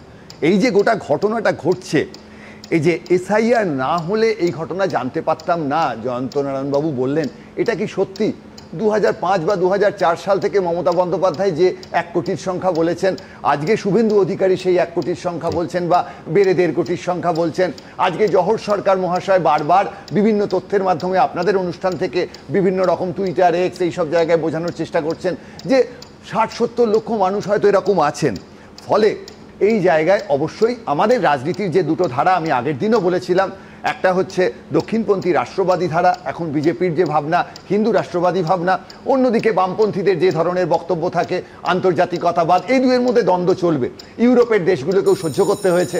আজকে আপনি যদি নরওয়ে যান, সেখানে দেখবেন কোনো বাইরের লোক ঢুকে পড়লে, সে যদি এমনি অনুপ্রবেশ করে ঢুকে পড়ে, তাকে টাকা দেওয়া হয় সে কিভাবে কেস লড়বে বলে। বিভিন্ন দেশের বিভিন্ন মত আছে। সুতরাং যে মানুষগুলি ঢুকে পড়েছেন, তার জন্য বিজেপি, তৃণমূল, সিপিএম, কংগ্রেসকে দায় না দিয়ে তাদেরকেই যে বার করার প্রসেসটা, বার করা হবে কিনা, তাদের আত্মীকরণ করা হবে কিনা, ভবিষ্যৎটা কি হবে, এই ভাবনাটাও একটা দেশের পক্ষে প্রচণ্ড জরুরি। অর্থাৎ বাংলাদেশের লোক আমাদের রাজ্যে ঢুকে পড়েছে বলে, আমাদের সব কাজ খেয়ে নিয়েছে বলে পশ্চিমবঙ্গের মানুষ বাইরে কাজ করতে যাচ্ছে, এটা যদি বলা হয়, তাহলে বাম থেকে তৃণমূল রাজত্ব অবধি রাজ্যে শিল্পের যে কোনো চেষ্টা করা হয়নি। এমনকি তৃণমূল রাজত্বে আজকে শিক্ষা দীক্ষা নিয়ে, সরকারি চাকরিগুলো নিয়ে যে গন্ডগোল পাকানো হচ্ছে, এই উল্টো অতি সরলীকরণে কিন্তু রাজ্যের সমস্যাগুলো সম্পূর্ণ গুলিয়ে যাবে। এবং যে কথাটা বিশ্বনাথদা খুব গুরুত্ব দিয়ে বলেছেন, সেটা হচ্ছে যে আলটিমেটলি আমাদের এই যে রাজনীতি, আমাদের তৃণমূলের লাভ না বিজেপির লাভ? আপাতত সামনের নির্বাচনে এখনও সিপিএম বা কংগ্রেস এই পরিস্থিতিতে 150 আসন পেয়ে যাবে এরও মনে হচ্ছে না। সিপিএম বা কংগ্রেসের প্রতিনিধি নেই, তারা নিশ্চয়ই রিবাটাল আপনাদের দেবেন। কিন্তু বিজেপি বা তৃণমূল কে কত ভোটে জিতবে বলে সার হচ্ছে তো এমন নয়। আমরা তো এটা জানি যে ভারতবর্ষের নির্বাচনে, আমাদের বৃহত্তম গণতন্ত্র, যে কথাটা অমিত শাহ মহাশয় বলেছেন যে গণতন্ত্র দূষিত হয়ে যাচ্ছে। তা গণতন্ত্রকে পবিত্র রাখতে গেলে এটা তো পরিষ্কার দেশের নাগরিকই ভোট দেবেন, কিন্তু যে বিরাট অঙ্কের মানুষ ঢুকে পড়েছেন, যেমন আমেরিকা থেকেও ভেলায় করে ঢুকে পড়ে, ইউরোপে ঢুকে পড়ে, এই মানুষগুলোকে তাদেরকে নিয়ে কি হবে এই নিয়ে কিন্তু একটা প্রতিবেশী রাষ্ট্রের নাগরিকরা ভোট দেওয়াটা তো মারাত্মক। একেবারে আমরা একেবারে চাই না। আপনার প্রতিনিধি কেন ওরা বাঁচবে? একেবারে আমরা চাই না, কিন্তু সেইটা আটকানোর জন্যই এই প্রসেস অত্যন্ত যৌক্তিক। পদ্ধতিগত কিছু ত্রুটি বা গোলমাল তাড়াহুড়ো করে এবং প্রস্তুতির অভাবও আছে, পরিষ্কার বলা উচিত, বাদ দিয়ে এটা করতে হবে। কিন্তু একই সঙ্গে আজকে যদি সত্যি 1 থেকে 1.5 কোটি মানুষ বসে থাকেন এখানে, তার জন্য আমি বিজেপি, তৃণমূল, সিপিএম, কংগ্রেসকে দায় দেবো না। আমি বলবো আমাদের রাজ্য, আমাদের কেন্দ্র আগামী দিনে এনাদেরকে নিয়ে কি করবেন, যারা পেটের দায়ে ঢুকে পড়েছেন। বাংলাদেশের কি পরিস্থিতি ভাবুন তো, বিএসএফ নিয়ে বলার কথা মানে আমি একটা কথা শুনুন, একটা কথা, বিজিবি এই যে বর্ডার গার্ড বাংলাদেশ, তাদের কথা তো বলছি না, পুরো দেশটার একদম 12টা বেজে গেছে, কি হচ্ছে সেখানে। তা আমাদের দেশকে তো তার অত্যাচার তার ফল ভোগ করতে হবেই। সুতরাং আমাদেরকে আমাদের ভবিষ্যৎটা ভালোভাবে, মানে আপনি কি বলছেন আমাদের সীমান্তটা খুলে দেওয়া উচিত, যে ওখানে গোলমাল হচ্ছে এখানে চলে আসুন? আমি একেবারেই ওনার উত্তরটা শুনি, আরে প্লিজ। একেবারেই বলছি না, আমি বলছি যে ঘটনাগুলো ঘটে গেছে, মানুষ ঢুকে গেছে, তার জন্য বিজেপি, তৃণমূল দায়ী না করে সীমান্ত সুরক্ষিত রেখে এবং বাকি যারা থেকে গেলেন তাদের ভোট দিতে না দিয়ে, এসআইআর এর পর তো সফল এসআইআর হবে, তারা তো ভোট দিতে পারবেন না। কিন্তু এই মানুষগুলি 1 কোটি 1.5 কোটি মানুষ যদি পশ্চিমবঙ্গে থাকেন, তাদেরকে নিয়ে কি ভাবনা, রাষ্ট্র ব্যবস্থা, তার মধ্যে বিজেপি, তৃণমূল আছে, তাদেরকে সেই আগামী দিনের ভাবনার কথা বলতে আপনি যে প্রশ্নটা একেবারে শুভময়কে বলেছিলেন যে এসআইআর এই পর্বে কার লাভ কার লোকসান, আমি যেভাবে দেখছি আমার সাথে অনেকে একমত নাও হতে পারে। প্রথম আমি যেটা দেখতে পাচ্ছি সেটা হলো যে এসআইআর এর মমতা বন্দ্যোপাধ্যায় হয়তো রাস্তায় বিরোধিতা করছেন, কিন্তু বিএলএ স্তরে অর্থাৎ বুথ লেভেলে মমতা বন্দ্যোপাধ্যায় কার্যত নিয়ন্ত্রণ নিয়েছেন আমি মনে করি একদম। এবং আমি কিন্তু বলতে পারি তৃণমূল কংগ্রেস সারা বছর তাদের নানা রকম সমস্যা থাকতে পারে, কিন্তু সাধারণ মানুষকে এই ফর্ম ফিল আপে সাহায্য করার প্রশ্নে ওদের ভূমিকা কিন্তু ইতিবাচক।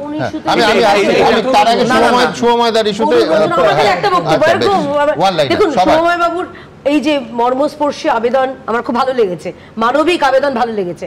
আমি অনুরোধ করবো যাদের নিশ্চয়ই যারা অনুপ্রবেশকারী এসছেন আমার দেশে, আমার রাজ্যে 1 কোটি 1.5 কোটি যাই সংখ্যাই হোক না কেন, যারা এত মানবিক, তারা নিজেদের বাড়িতে 4 জন 5 জন করে নিয়ে রাখলেই তো অনেকের অন্নসংস্থান হয়ে যাবে। সেটা শুভময় বাবু নিশ্চয়ই অ্যাফোর্ডও করতে পারবেন। আমার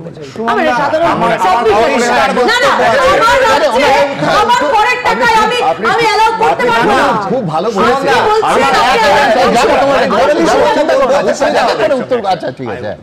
দেশের 23% জনসংখ্যা, 26% জমি নিয়ে 1947 সালে আলাদা হয়ে গেছে।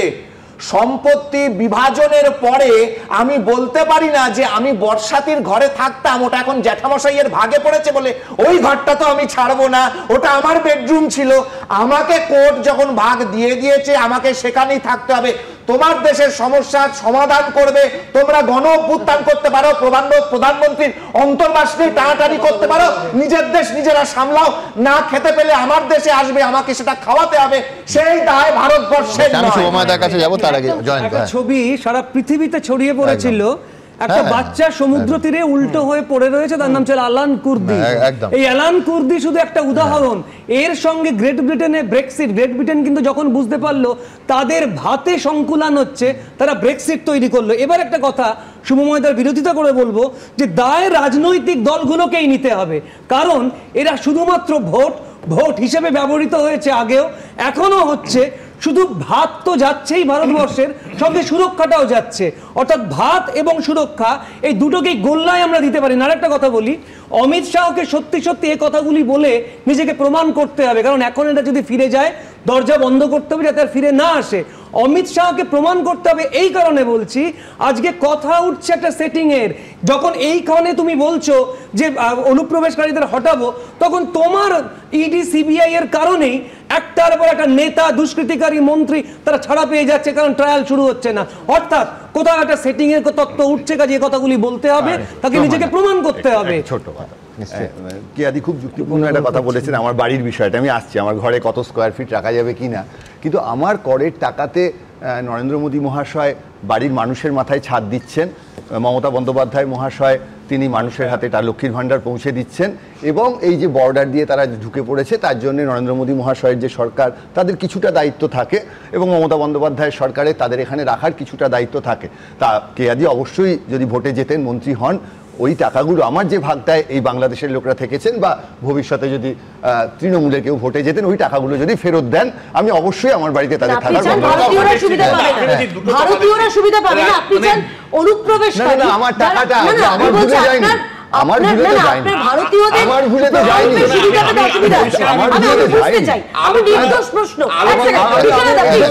কাটবেন না, আমার খালি নির্দোষ প্রশ্ন হচ্ছে, অর্থাৎ আপনি চান না যে আমার ভারত সরকার বা পশ্চিমবঙ্গ সরকারি ফর দ্যাট ম্যাটার যে সরকারি প্রকল্প সুবিধা আমার পশ্চিমবঙ্গবাসী ভারতীয় যারা তারা পাবেন,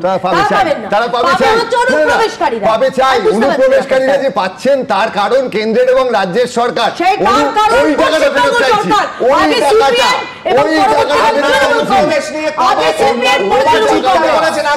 এখন চিৎকার করছে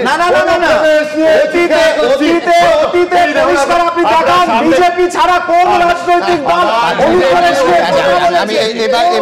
আমি বলছি, দেখুন আমার কর্তব্য এখন যে এই আজকের অতিথিদের মধ্যে এখনো পর্যন্ত একটি শব্দ যিনি উচ্চারণ করেননি এবং এত প্রভোকেশন সত্ত্বেও সম্পূর্ণ নীরব আছেন, তার কাছে যাওয়া, তার নাম হচ্ছে অর্ণব শাহ। কিন্তু অর্ণবের কাছে যাওয়ার আগে যেহেতু আজকে একেবারে সরাসরি রাজনৈতিক দলেদের দায়ী করব না, কিন্তু রাজনৈতিক দলেদের অ্যাক্টিভিটি এই বিষয়টা নিয়ে তো আপনাদের সামনে রাখতে হবে। মুখ্যমন্ত্রীর চিঠি, তারপর বিরোধী দলনেতার চিঠি, কালকেই দেখিয়েছি। Deputy election commissioner Gyanesh Bharati, তিনি এই রাজ্যে আছেন, বেশ কয়েকদিন হয়ে গেল জেলায় জেলায় ঘুরছেন, তার সঙ্গে আজ শুভেন্দু অধিকারী দেখা করেছেন। এই রাজনৈতিক কর্মসূচিগুলো সমস্ত দলের। এবার দ্য লেটার নাটকে উইলিয়াম সমারসেট মম বলেছিলেন, letter writing is a dying art. WhatsApp মেসেঞ্জারের দৌলতে চিঠি যতই হারিয়ে যাক, বঙ্গ রাজনীতির লড়াইয়ে সে আজও সমান প্রাসঙ্গিক। এসআইআর আবহে চিঠি পাল্টা চিঠি নিয়ে ঝড় উঠেছে গত 24 ঘন্টায়। একদিকে এসআইআর স্থগিতের আবেদন জানিয়ে মুখ্য নির্বাচন কমিশনারকে চিঠি দিয়েছেন মুখ্যমন্ত্রী, একই দিনে এসআইআর চালিয়ে যাওয়ার দাবিতে নির্বাচন কমিশনকে পাল্টা চিঠি দিয়েছেন বিরোধী দলনেতা। এই টানাপোড়েনের আবহেই শুক্রবার পশ্চিমবঙ্গের দায়িত্বপ্রাপ্ত senior deputy election commissioner Gyanesh ভারতীর সঙ্গে দেখা করলেন শুভেন্দু অধিকারী। প্রায় 40 মিনিটের বৈঠকে একাধিক বিষয় নিয়ে জানালেন অভিযোগ। বর্ডারে যেভাবে জমি না দিয়ে অনুপ্রবেশকারীদেরকে ঢুকিয়ে ভোটার লিস্টের নাম তোলা হয়েছে, হ্যাঁ, সামাজিক প্রকল্প থেকে শুরু করে সমস্ত ভোট দিয়েছে। আমরা সেই বিষয়ে ডেমোগ্রাফি চেঞ্জের একটা পুরো ম্যাপ পয়েন্ট করে আমরা এখানে জ্ঞানেশ ভারতীকে দেখিয়েছি যে কিভাবে দেশের সর্বনাশ এই মমতা ব্যানার্জির নেতৃত্বে তার প্রশাসন কিভাবে পশ্চিমবঙ্গের ডেমোগ্রাফি বদলে দিয়েছে। আপনার যদি মনে হয় ডেমোগ্রাফি চেঞ্জ, তার রক্ষার দায়িত্ব তো হচ্ছে অমিত শাহের সীমান্ত রক্ষার দায়িত্ব। আপনি সেটা পশ্চিমবঙ্গ সরকারকে বলছেন কেন? আপনার তো বলা উচিত অমিত শাহর সঙ্গে যখন দেখা করতে যান, যে ছবিগুলো দেন, তো ওখানেই তো অমিত শাহকে বলা উচিত যে আপনি কি মশাই কাজ করছেন সীমান্ত রক্ষী আপনার আন্ডারে, যে অন্য রাজ্য থেকে পশ্চিমবঙ্গেও ঢুকছে, অন্য দেশ থেকে ওপাশে ত্রিপুরায় ঢুকছে, অন্য জায়গায় ঢুকছে। বিষয়টা তো শুধু পশ্চিমবঙ্গে নয়।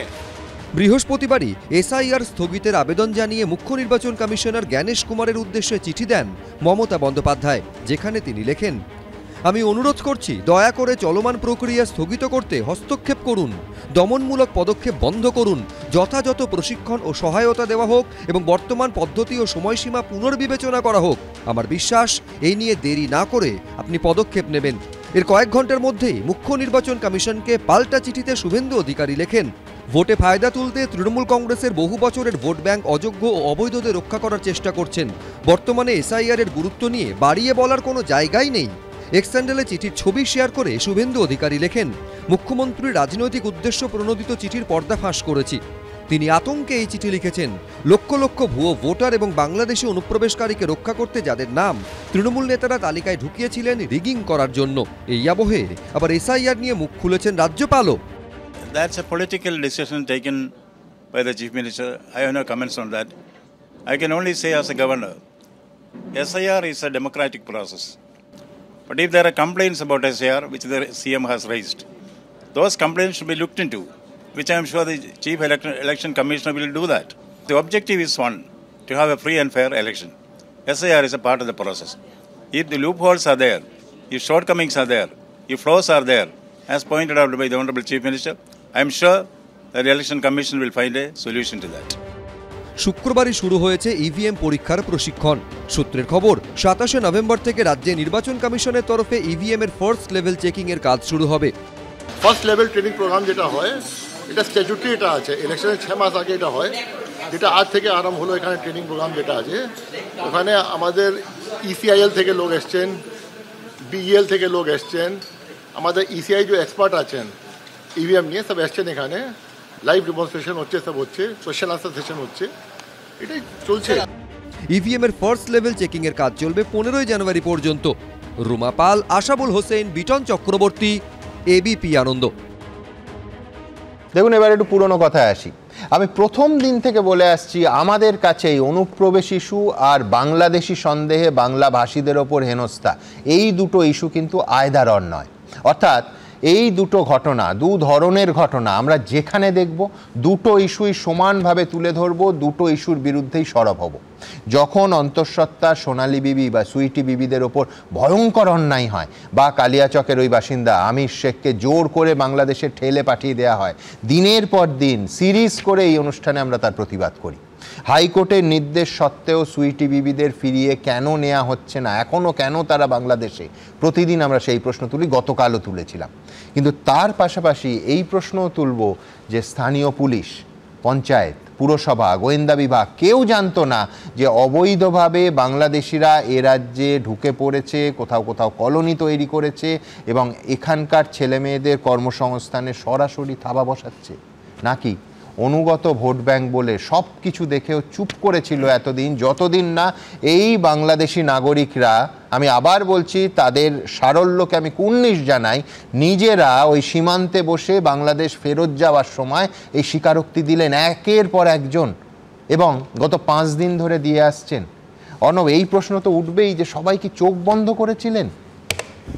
সুমনদা, এতক্ষণ পর্যন্ত যে আলোচনা এলো সেখানে সুভাষ মণ্ডল, স্বপন মজুমদার, নিশীথ প্রামাণিক, আপনি আলোরানী সরকার, এতগুলো নাম বললেন, এটা তো রাজনীতিবিদ। রাজনীতিবিদদের অধিকার আমার দেশে, আর এই যে দরিদ্র মানুষেরা এক জায়গা থেকে এক জায়গায় আসছে এবং পুশব্যাক হচ্ছে বা চলে যাচ্ছে, বেরিয়ে যাচ্ছে, এদের অধিকার এক নয় আমাদের দেশে। দুজনের অধিকার সম্পূর্ণ আলাদা। রাজনীতিবিদরা অনেক কিছু করতে পারেন, কিন্তু এই যে মানুষগুলো আসছে, আজকে এইমাত্র দেখলাম যে মাননীয় শুভেন্দু অধিকারী বললেন লক্ষ লক্ষ ভুয়ো অনুপ্রবেশকারী ঢুকে পড়েছে। আচ্ছা, এই এক্সাক্ট সংখ্যাটা আছে কি? ওই যে বর্ডার দিয়ে যারা চলে যাচ্ছে, এই সংখ্যাটা এক্স্যাক্টলি কত? আপনি শুরুতে একবার বললেন 100-150 করে যদি প্রতিদিন করে যায় এরকম, তাহলে আমি বলছি 100-150 করে যদি প্রতিদিন যায় তাহলে মাসে 30 দিয়ে গুণ করুন। ভোট এখন হচ্ছে এপ্রিল মাসে আছে, আরও 5 মাস, আপনি তাকেও গুণ করুন, তাহলে কি সংখ্যাটা লক্ষ লক্ষ হবে? লক্ষ লক্ষ হবে না। তার মানে আমাদের কাছে সংখ্যাটা নেই, এক্স্যাক্টলি কতজন এসেছে এবং এক্স্যাক্টলি কতজন চলে গেছে আমি 300% একমত, আমাদের কাছে নেই। কিন্তু পাশাপাশি তুমি একটা স্বরূপনগর কেন ধরছো? আমাদের অলক্ষ্যে, চোখের অলক্ষ্যে ওপেন বর্ডার দিয়ে কজন যাচ্ছে কজন আসছে, যে জন্য বিএসএফ এর দায়, এটা বারবার বলছি 100 বার। আমরা কেউ জানি না লক্ষ্য কেন কোটিও হতে পারে, ইউ নেভার নো। হ্যাঁ হতে পারে, আমি আসছি সেখানে। সেই সংখ্যার দিক থেকেও আপনি যদি দেখেন, আমি বলছি এই সংখ্যাটা বিএসএফ বা পুলিশ প্রশাসনের কাছে থাকবে তো। একদম, আমি বলছি যে সেটা হতে পারতো কিভাবে? হতে পারতো 2021 সালে যদি সেন্সাসটা হতো। সেন্সাসটা হলে আমাদের কাছে এক্সাক্ট তথ্যটা থাকতো যে এক্স্যাক্টলি কতজন লোক আজ এসেছে এবং এক্স্যাক্টলি কতজন লোক অবৈধভাবে এসেছে। আপনি মনে করে দেখুন সুমনদা একটু। আচ্ছা, আরো 5 বছর যদি জনগণনা না হয় তাহলে আরো 5 কোটি লোক ঢুকতে পারে। আমি বলছি এটা কোনো শর্ত হলো? আমরা জানতে পারি না, এবং আমি তোমার সঙ্গে একমত যে 10 বছর অন্তর নিয়ম করে হওয়া উচিত। কোভিডের জন্য যদি কোভিডের জন্য 21-এ না হলে 22-এ হতো, কিন্তু ইস্যুটা তা নয়। হঠাৎ করে ইস্যুটা হচ্ছে এটা একটা দিক। 2 নম্বর দিকটা হচ্ছে সেটা হচ্ছে এই যে মানে সংখ্যার ক্ষেত্রে একটা এই ধরনের গোলমাল তৈরি করে। তার মনে করে দেখুন বিহারের ক্ষেত্রে বলা হয়েছিল ওখানেও কিন্তু প্রচুর ঘুষপেকিয়া রয়েছে। আলটিমেটলি কি দেখা গেছে? কজন ঘুষপেকিয়া ওখানে যে আলটিমেটলি তালিকা বেরিয়েছে, কজন ঘুষপেকিয়া সংখ্যা কি বেরিয়েছে? নির্বাচন কমিশন ঘুষপেকিয়া হিসেবে শূন্য, মানে আমি বলছি কোনো কারণ উল্লেখই করেনি। ওখানে রিপোর্টার্স কালেক্টিভ যোগেন্দ্র যাদব দেখেছেন 371 জন, এবং তাদের মধ্যে একটা 190 জন হচ্ছে নেপাল থেকে আসা হিন্দু। আমি এইখানে আসছি যে এই যে যারা এসেছেন, আচ্ছা বাংলাদেশে অত্যাচার হচ্ছে তো হিন্দুদের উপর, তাহলে ওখান থেকে যে অংশটা এখানে আসছে তার মধ্যে ম্যাক্সিমাম অংশটা হওয়ার কথা হিন্দু। তাহলে আমাদের ভাতে যদি হাত পড়ে তাহলে ওখান থেকে যারা আসছে সেই হিন্দুরাই তো করছে, হচ্ছেন তো হিন্দু হচ্ছেন তো। তাহলে এই যে পুরো এরিয়াটা, এই পুরো এরিয়াটা থাকে যে অংশটা আমাকে বড় অংশ মতুয়া, বড় অংশ হচ্ছে নিম্নবর্গের হিন্দু, নিম্নবর্ণের হিন্দু। তাহলে এই জায়গাটায় কেন আমরা এইখানে স্পষ্ট করে যখনই আমরা এই ধরনের ন্যারেটিভটা তৈরি হচ্ছে আমরা বারবার করে বলছি যে মুসলমান দেখাচ্ছি পরিষ্কার করে, তার মানে এই জায়গাটায় একটা কোথাও ধর্মের রংকে স্পষ্ট করা হচ্ছে, এটা একটা দিক। আর আমার সেই সঙ্গে সঙ্গে মনে পড়ে যাচ্ছে সুমনদা, আমি বলছি রাজনীতির কথা, হিন্দু আসছে বলেই তো রাজস্বীরা সিএ ক্যাম্প নিয়ে এত উৎসাহী, যার ফলে হিন্দু আসছে, এটা তো ফ্যাক্ট। হিন্দু আসছে ফ্যাক্ট, হিন্দু মুসলমান সবাই আসছে। হ্যাঁ, তার মধ্যে সংখ্যাটা বেশি হওয়ার সম্ভাবনা কোনটা? অত্যাচারিত হচ্ছে তো হিন্দুরা, ওখানে হিন্দুরা যেহেতু অত্যাচারিত হচ্ছে বেশি আসবে তো হিন্দুরাই, এবং সেটাই তো হয়েছে। ওই পুরো এরিয়াটায় প্রচুর অজস্র হিন্দু রয়েছে এবং তারা আতঙ্কিত। এখন তারা অন ক্যামেরা বলছেন যে হ্যাঁ আমরা আতঙ্কিত, আমাদের কি হবে? তখন আবার রাজস্বীদের দল তারা বলছেন যে আমি প্রশ্নটা তো হিন্দু মুসলমানের নয়, প্রশ্নটা অবৈধ বাংলাদেশি অনুপ্রবেশের, যে ধর্মেরই হোক না কেন। বেশ, তাই আমি সেক্ষেত্রেও বলছি এক্সাক্ট সংখ্যা না থাকলে 1988 সালে বিখ্যাত বই নোম চমস্কির, বইটার নাম হচ্ছে ম্যানুফ্যাকচারিং কনসেন্ট। এই যে কনসেন্ট নির্মাণের খেলা, এটাই হচ্ছে ন্যারেটিভ নির্মাণের খেলা। এই ন্যারেটিভ নির্মাণের খেলাটাই হচ্ছে গোটা পৃথিবীতে। এই যে বারবার করে ব্রেক্সিটের প্রসঙ্গ এলো, ইংল্যান্ডের প্রসঙ্গ এলো, বা আমেরিকায় মেক্সিকো থেকে যখন চলে যায় এই সমস্ত প্রসঙ্গ এলো, আপনি লক্ষ্য করে দেখুন বিগত 20-25 বছর ধরে গোটা পৃথিবী জুড়ে এই যে ফার রাইট উইং এর উত্থান, এর প্রধান ইস্যুটা এরা করছে হচ্ছে এই যে তুমি কি এটাও বলবে যে 2005 সালে মমতা বন্দ্যোপাধ্যায় যখন 1 কোটি সংখ্যাটা বলেছিলেন, সেটাও এই ন্যারেটিভ নির্মাণের খেলা ছিল? 1 কোটি সংখ্যাটা কেন আসবে না? আমি যদি 47 সালের পর থেকে সত্যি সত্যি 1 কোটি মানুষ থেকে এসছে তো বাস থেকে, এপাশ থেকে তো এসছে সংখ্যাটা। আমি বলছি এত বেশি সংখ্যাটা আরো বেশি হতে পারে, কিন্তু তার একটা বড় অংশ ওখান থেকে অত্যাচারিত হিন্দু অথবা অন্যান্য মানে অসুবিধায় পড়ে চলে আসা হিন্দু, যাদেরকে ওরা শরণার্থী বলছে। আমি বলছি এই জায়গাটায় গুলিয়ে না নিয়ে এখানে আমাদের খুব স্পষ্ট করে দুটো কথা বলার দরকার। একটা, নাম্বার 1, যে এরা ঢুকলো কি করে, প্রথম কথা। এবং বিগত কয়েক বছরে তো এই যে মানে বর্ডার সিকিউরিটি ফোর্সের যে এখতিয়ার, সেটা 15 কিলোমিটার থেকে বাড়িয়ে 50 কিলোমিটার আমাদের এখানে করা হয়েছে, সুতরাং তাদের হাতে আরো বেশি শক্তি দেওয়া হয়েছে। বলছি 3,000, 3,500 টাকা, 4,000 টাকা দিয়ে নাকি এরা ঢুকে পড়ছে। তাহলে ঢুকে পড়ছে জায়গায় বর্ডার সিকিউরিটি ফোর্সের কি কোনো হাত নেই? কোথাও কি জড়িয়ে রয়েছে যারা এই দালাল চক্র, তার সঙ্গে কোথাও এই ধরনের যারা সীমান্ত সুরক্ষা রয়েছেন তারা কি কোথাও জড়িয়ে আছেন? তাহলে সেটা যদি হয় নিশ্চিত সেটা আমাদের এটা একটা। আর আরেকটা হচ্ছে, আমি বলছি যে এই ক্ষেত্রে স্পষ্ট সংখ্যা যতক্ষণ পর্যন্ত না পাবো সুমনদা, ততক্ষণ পর্যন্ত এই আমি বলছি ন্যারেটিভ নির্মাণের খেলা যদি যাই বারবার করে, তাহলে ওটা ওই রাজনৈতিক ডিভিডেন্ডের দিকেই চলে যাবে। এটা না করে আমার মনে হয় স্পষ্ট করে দেওয়া উচিত এই জায়গায় যে কতজন লোক। আপনি নিজে শুরু করলেন আজকে 100 থেকে 150 জন লোক পার ডে যদি ওখান থেকে পালায় বা চলে যায় ওখান থেকে। আরো একটা কথা আমি বলছি, না ইস্যুটা 100, 150, 1000, 5000 নয়, ইস্যুটা হচ্ছে যে আমাদের ভোটার কার্ডে আমাদের রাজ্যের জনপ্রতিনিধি নির্বাচিত করবে বিদেশি বাংলাদেশের অনুপ্রবেশকারীরা। প্রশ্নটা অনেক গভীর। 2 কোটি পারসেপশনটা কে দিয়েছিল? 2 কোটি কে দিয়ে? আমি না শুধু আজকে ভুল হচ্ছে আমার বুঝুন, 2 কোটিটা কে দিয়েছিল? কোথায়, কোন জনসভায় দাঁড়িয়ে দিয়েছিল? পরে আমি বলছি যে ন্যারেটিভটা তৈরি কিন্তু যেমন বিজেপি করছে, তৃণমূলও একইভাবে করছে, এবং এই ন্যারেটিভটাই হলো কম্পিটিটিভ কমিউনালিজমের পলিটিক্স।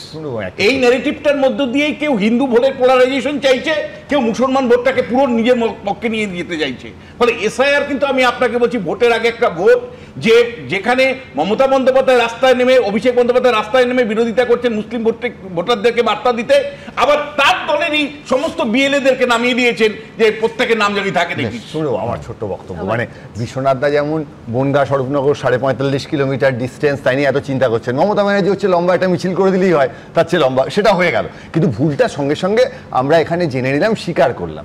এবার ভারতবর্ষের স্বাধীনতার পর থেকে যদি ধরে নিই অন্য দেশ থেকে আসা মানুষ সময়ের নিরিখে ইনি ঢুকবেন, এই ধর্মে ঢুকবেন, তার কিছু ভুল ঠিক আছে, তার যে একটা বিরাট ভুল, তার জন্যে তো আজকে আমাদের পশ্চিমবঙ্গের সমস্যা। তা আমার বক্তব্য হচ্ছে রাজনৈতিক দলগুলো পরিষ্কার করে এই ভুলটার পর যে পুশব্যাক করবেন কিভাবে, আগামী দিনে কিভাবে আমরা জিনিসটা সামলাবো, আসামে যে ঘটনাগুলো হয়েছে তার থেকে শিক্ষা নিয়ে আমরা দেশ হিসেবে, রাজ্য হিসেবে কি শিক্ষা নিচ্ছি। আমি বলছি একটা ভুল সেটা অনিচ্ছাকৃত হতে পারে, একটা প্রবণতা হতে পারে, কিন্তু যখন দিনের পর দিন আমি নগদ অর্থের বিনিময়ে সীমান্ত দিয়ে পারাপার হচ্ছে, সেটা ভুল নয়, সেটা হয় অপরাধ, ক্রাইম। আমার খালি একটা বক্তব্য হচ্ছে, দেখুন এই যে ন্যারেটিভের কথা চলছে, অর্ণব জিজ্ঞেস করুন না তার দলের নেত্রীকে, তিনি তো এই ন্যারেটিভ তৈরি করেছিলেন না 2005 সালে, যেটা আপনি বললেন। ওই তথ্যটা, ওই অঙ্কটা উনি কখন কোথায় পেয়েছিলেন, কোন বই ঘেটে উনি পেয়েছিলেন, আমার তো সেটা জানতে ইচ্ছা করছে। নাকি যারা সেই সময় অনুপ্রবেশকারী ছিল সুমন, সেটা এখন Mamata Bandyopadhyay core vote bank, সেই জন্য মমতা বন্দ্যোপাধ্যায় বলছেন না যেতে দেব না, যেতে নাহি দিব, এখন না যেও না রজনী, এখন এটা মমতা ব্যানার্জি বলছে। মানে অনেক রকম ভাবে চেষ্টা করছে কি করে তৃণমূল বা মমতাদির গাড়ি দোষ দেওয়া যায়। বর্ডার সিকিউরিটি ফোর্সের দায় দায়িত্ব লক্ষ লক্ষ কোটি কোটি টাকা মাইনে পায় হলো বর্ডার সিকিউরিটি ফোর্সের লোকেরা, তাদের কোনো রেসপন্সিবিলিটি নেই, গোটা রেসপন্সিবিলিটি চলে আসছে রাজ্য সরকারের উপরে। এসআইআর হচ্ছে সারা 2 বছরের আগে এসআইআর করা যায়নি, 2-2.5 বছর ধরে লেগেছে। 2002 সালে যখন হয়েছিল কতদিন লেগেছে উনি জানেন না, হোয়াটসঅ্যাপ ইউনিভার্সিটির না করে আসবে। এইটা হচ্ছে মুশকিল, আমার কাছে এটা নথিটা নিয়ে বসি তো কতদিন লেগেছে। আগের ভিডিওটা ভাইরাল হয়েছিল সময়, আবার ভাইরাল হবে করে দিচ্ছেন, আবার ভাইরাল হবে, মাসের মধ্যে আবার দেখাতে হবে আমায়। তাই না, হতে পারে ভিডিও ভাইরাল হয়েছে সময়, আবার ভাইরাল হবে, আপনাদের চ্যালেঞ্জ কে বলে? আমি বলছি দেখুন, একটা বিভ্রান্তি হয়েছে, বিভ্রান্তি দূর করা আমার কর্তব্য। এই যে 2002 থেকে 4 বলা হয়, এটা এসআইআর শেষ হয়েছিল 2000 ভারতবর্ষের নিরিখে 2-এ শুরু হয়েছিল এবং গোটা দেশে 2004-এ শেষ হয়। পশ্চিমবঙ্গে প্রাথমিক খসড়া তালিকা, আই রিপিট, খসড়া ভোটার তালিকা বেরিয়ে গেছিল 4 ফেব্রুয়ারি এবং তারপর 2 মাসের মধ্যে গোটা বিষয়টা শেষ হয়ে যায়, ফাইনাল তালিকা বেরিয়ে যায়। ওই যে পিরিয়ড, সেই প্রাথমিক খসড়া তালিকাকে কটা নাম বাদ গেছিল একদম পরিষ্কার বলছি, আমি পরিষ্কার বলছি। আবার অনেক দিনে যারা ভুলে গেছেন তাদের দেখিয়ে দিই, 69 লক্ষ, আরেকবার দেখাতে হবে খসড়া ভোটার তালিকা 69 লক্ষ। মনে রাখবেন যে সেই সময় অর্থাৎ 2002-এর নিরিখে এই সংখ্যা বিপুল। হ্যাঁ, আনন্দবাজার পত্রিকা। আপনি চ্যালেঞ্জ করছেন তো, মানে আপনি চ্যালেঞ্জটা নিন তাহলে। আমি বলছি যে একটা এত বড় আমরা তো ফিল্ডে নেমে কাজ করছি, ফিল্ডে মানুষের প্রাণ গেছে কিন্তু ইতিমধ্যেই। আমি আপনাকে চ্যালেঞ্জ করছি, এটা হচ্ছে খসড়া ভোটার তালিকা যেদিন প্রকাশিত হলো, কাগজ দেখাবো কি?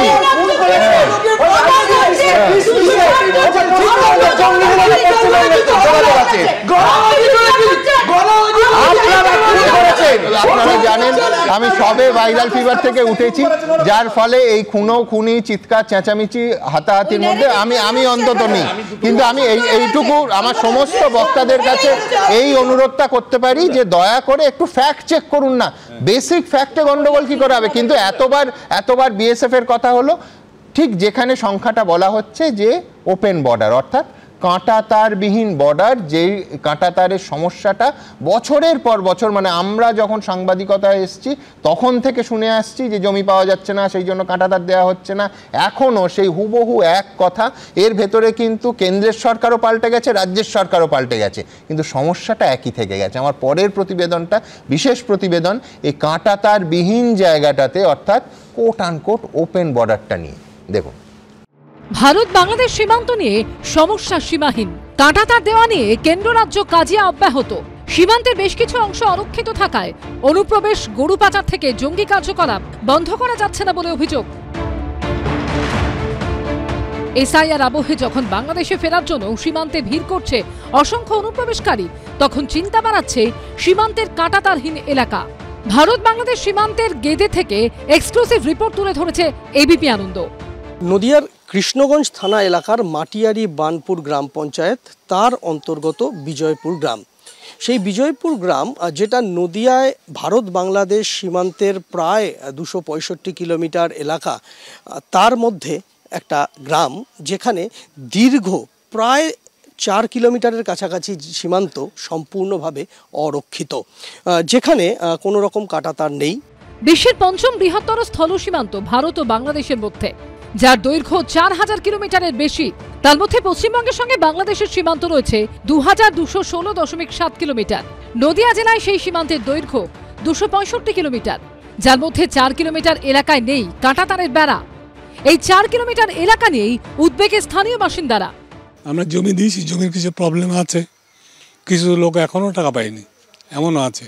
তা 2 বছর হয়ে গেল, জমি একর হয়েছে, ফেন্সিং নেই, প্রায় 4 কিলোমিটার। কতদিন হলো অধিগ্রহণ হয়েছে? 5 বছর। এখনো চলছে, বলতে বিজয়পুর মৌজা কাজ এখনো চলছে, জমি অধিগ্রহণের কিছু বাকি আছে, আর গেদে মৌজা প্রায় হয়েই গেছে। ওপারে বাংলাদেশ, এপারে ভারত, মাঝখানে বয়ে যাচ্ছে মাথাভাঙা নদী। এই নদীর পারেই মাটিয়ারি বানপুর গ্রাম পঞ্চায়েতের বিজয়পুর গ্রাম। বাসিন্দাদের অভিযোগ, সীমান্তে কাঁটাতার না থাকায় বাড়ছে চোরাচালান, অনুপ্রবেশ। সোনার বিজয়পুর সোনার খনি ছিল এখানে, 2 মাস আগে এখানে সোনার খনি, বিএসএফ কয়েক কেজি সোনা এখান থেকে পাকড়াও করেছে। ভালোই চিন্তা যে হয়তো বাংলাদেশের লোক ঢুকে যায় এদিকে, তবে 2 নম্বরই কারবার হয়।